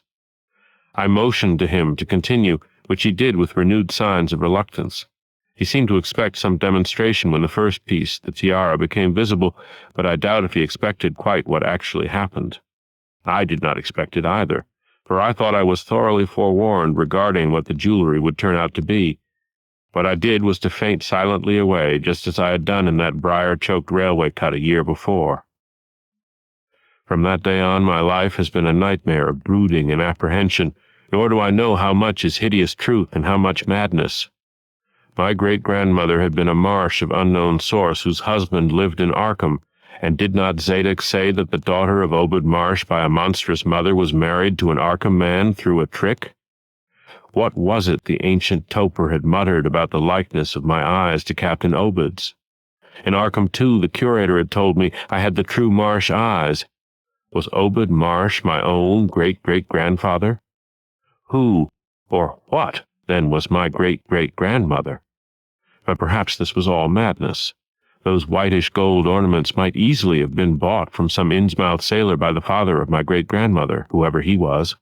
And that look in the staring-eyed faces of my grandmother and self-slain uncle might be sheer fancy on my part, sheer fancy bolstered up by the Innsmouth shadow which had so darkly colored my imagination. But why had my uncle killed himself after an ancestral quest to New England? For more than 2 years I fought off these reflections with partial success. My father secured me a place in an insurance office, and I buried myself in routine as deeply as possible. In the winter of 1930-31, however, the dreams began. They were very sparse and insidious at first, but increased in frequency and vividness as the weeks went by. Great watery spaces opened out before me, and I seemed to wander through titanic sunken porticos and labyrinths of weedy cyclopean walls with grotesque fishes as my companions. Then the other shapes began to appear, filling me with nameless horror the moment I awoke. But during the dreams they did not horrify me at all. I was one with them, wearing their unhuman trappings, treading their aqueous ways, and praying monstrously at their evil sea-bottom temples. There was much more than I could remember. but even what I did remember each morning would be enough to stamp me as a madman or a genius if ever I dared write it down. Some frightful influence, I felt, was seeking gradually to drag me out of the sane world of wholesome life into unnameable abysses of blackness and alienage, and the process told heavily on me. My health and appearance grew steadily worse, till finally I was forced to give up my position and adopt the static, secluded life of an invalid. Some odd, nervous affliction had me in its grip, and I found myself at times almost unable to shut my eyes. It was then that I began to study the mirror with mounting alarm. The slow ravages of disease are not pleasant to watch, but in my case there was something subtler and more puzzling in the background. My father seemed to notice it too, for he began looking at me curiously and almost affrightedly. What was taking place in me? Could it be that I was coming to resemble my grandmother and Uncle Douglas? One night I had a frightful dream in which I met my grandmother under the sea. She lived in a phosphorescent palace of many terraces with gardens of strange, leprous corals and grotesque brachiate efflorescences, and welcomed me with a warmth that may have been sardonic. She had changed, as those who take to the water change, and told me she had never died. Instead, she had gone to a spot her dead son had learned about, and had leaped to a realm whose wonders, destined for him as well, he had spurned with a smoking pistol. This was to be my realm, too. I could not escape it. I would never die, but would live with those who had lived since before man ever walked the earth. I met also that which had been her grandmother. For 80,000 years the Thalia Yi had lived in Yarnethli, and thither she had gone back after Obed Marsh was dead. Yarnethli was not destroyed when the upper earthmen shot death into the sea. It was hurt but not destroyed. The deep ones could never be destroyed, even though the Paleogean magic of the forgotten old ones might sometimes check them. For the present they would rest. But some day, if they remembered, they would rise again for the tribute great Thulu craved. It would be a city greater than Innsmouth next time. They had planned to spread, and had brought up that which would help them.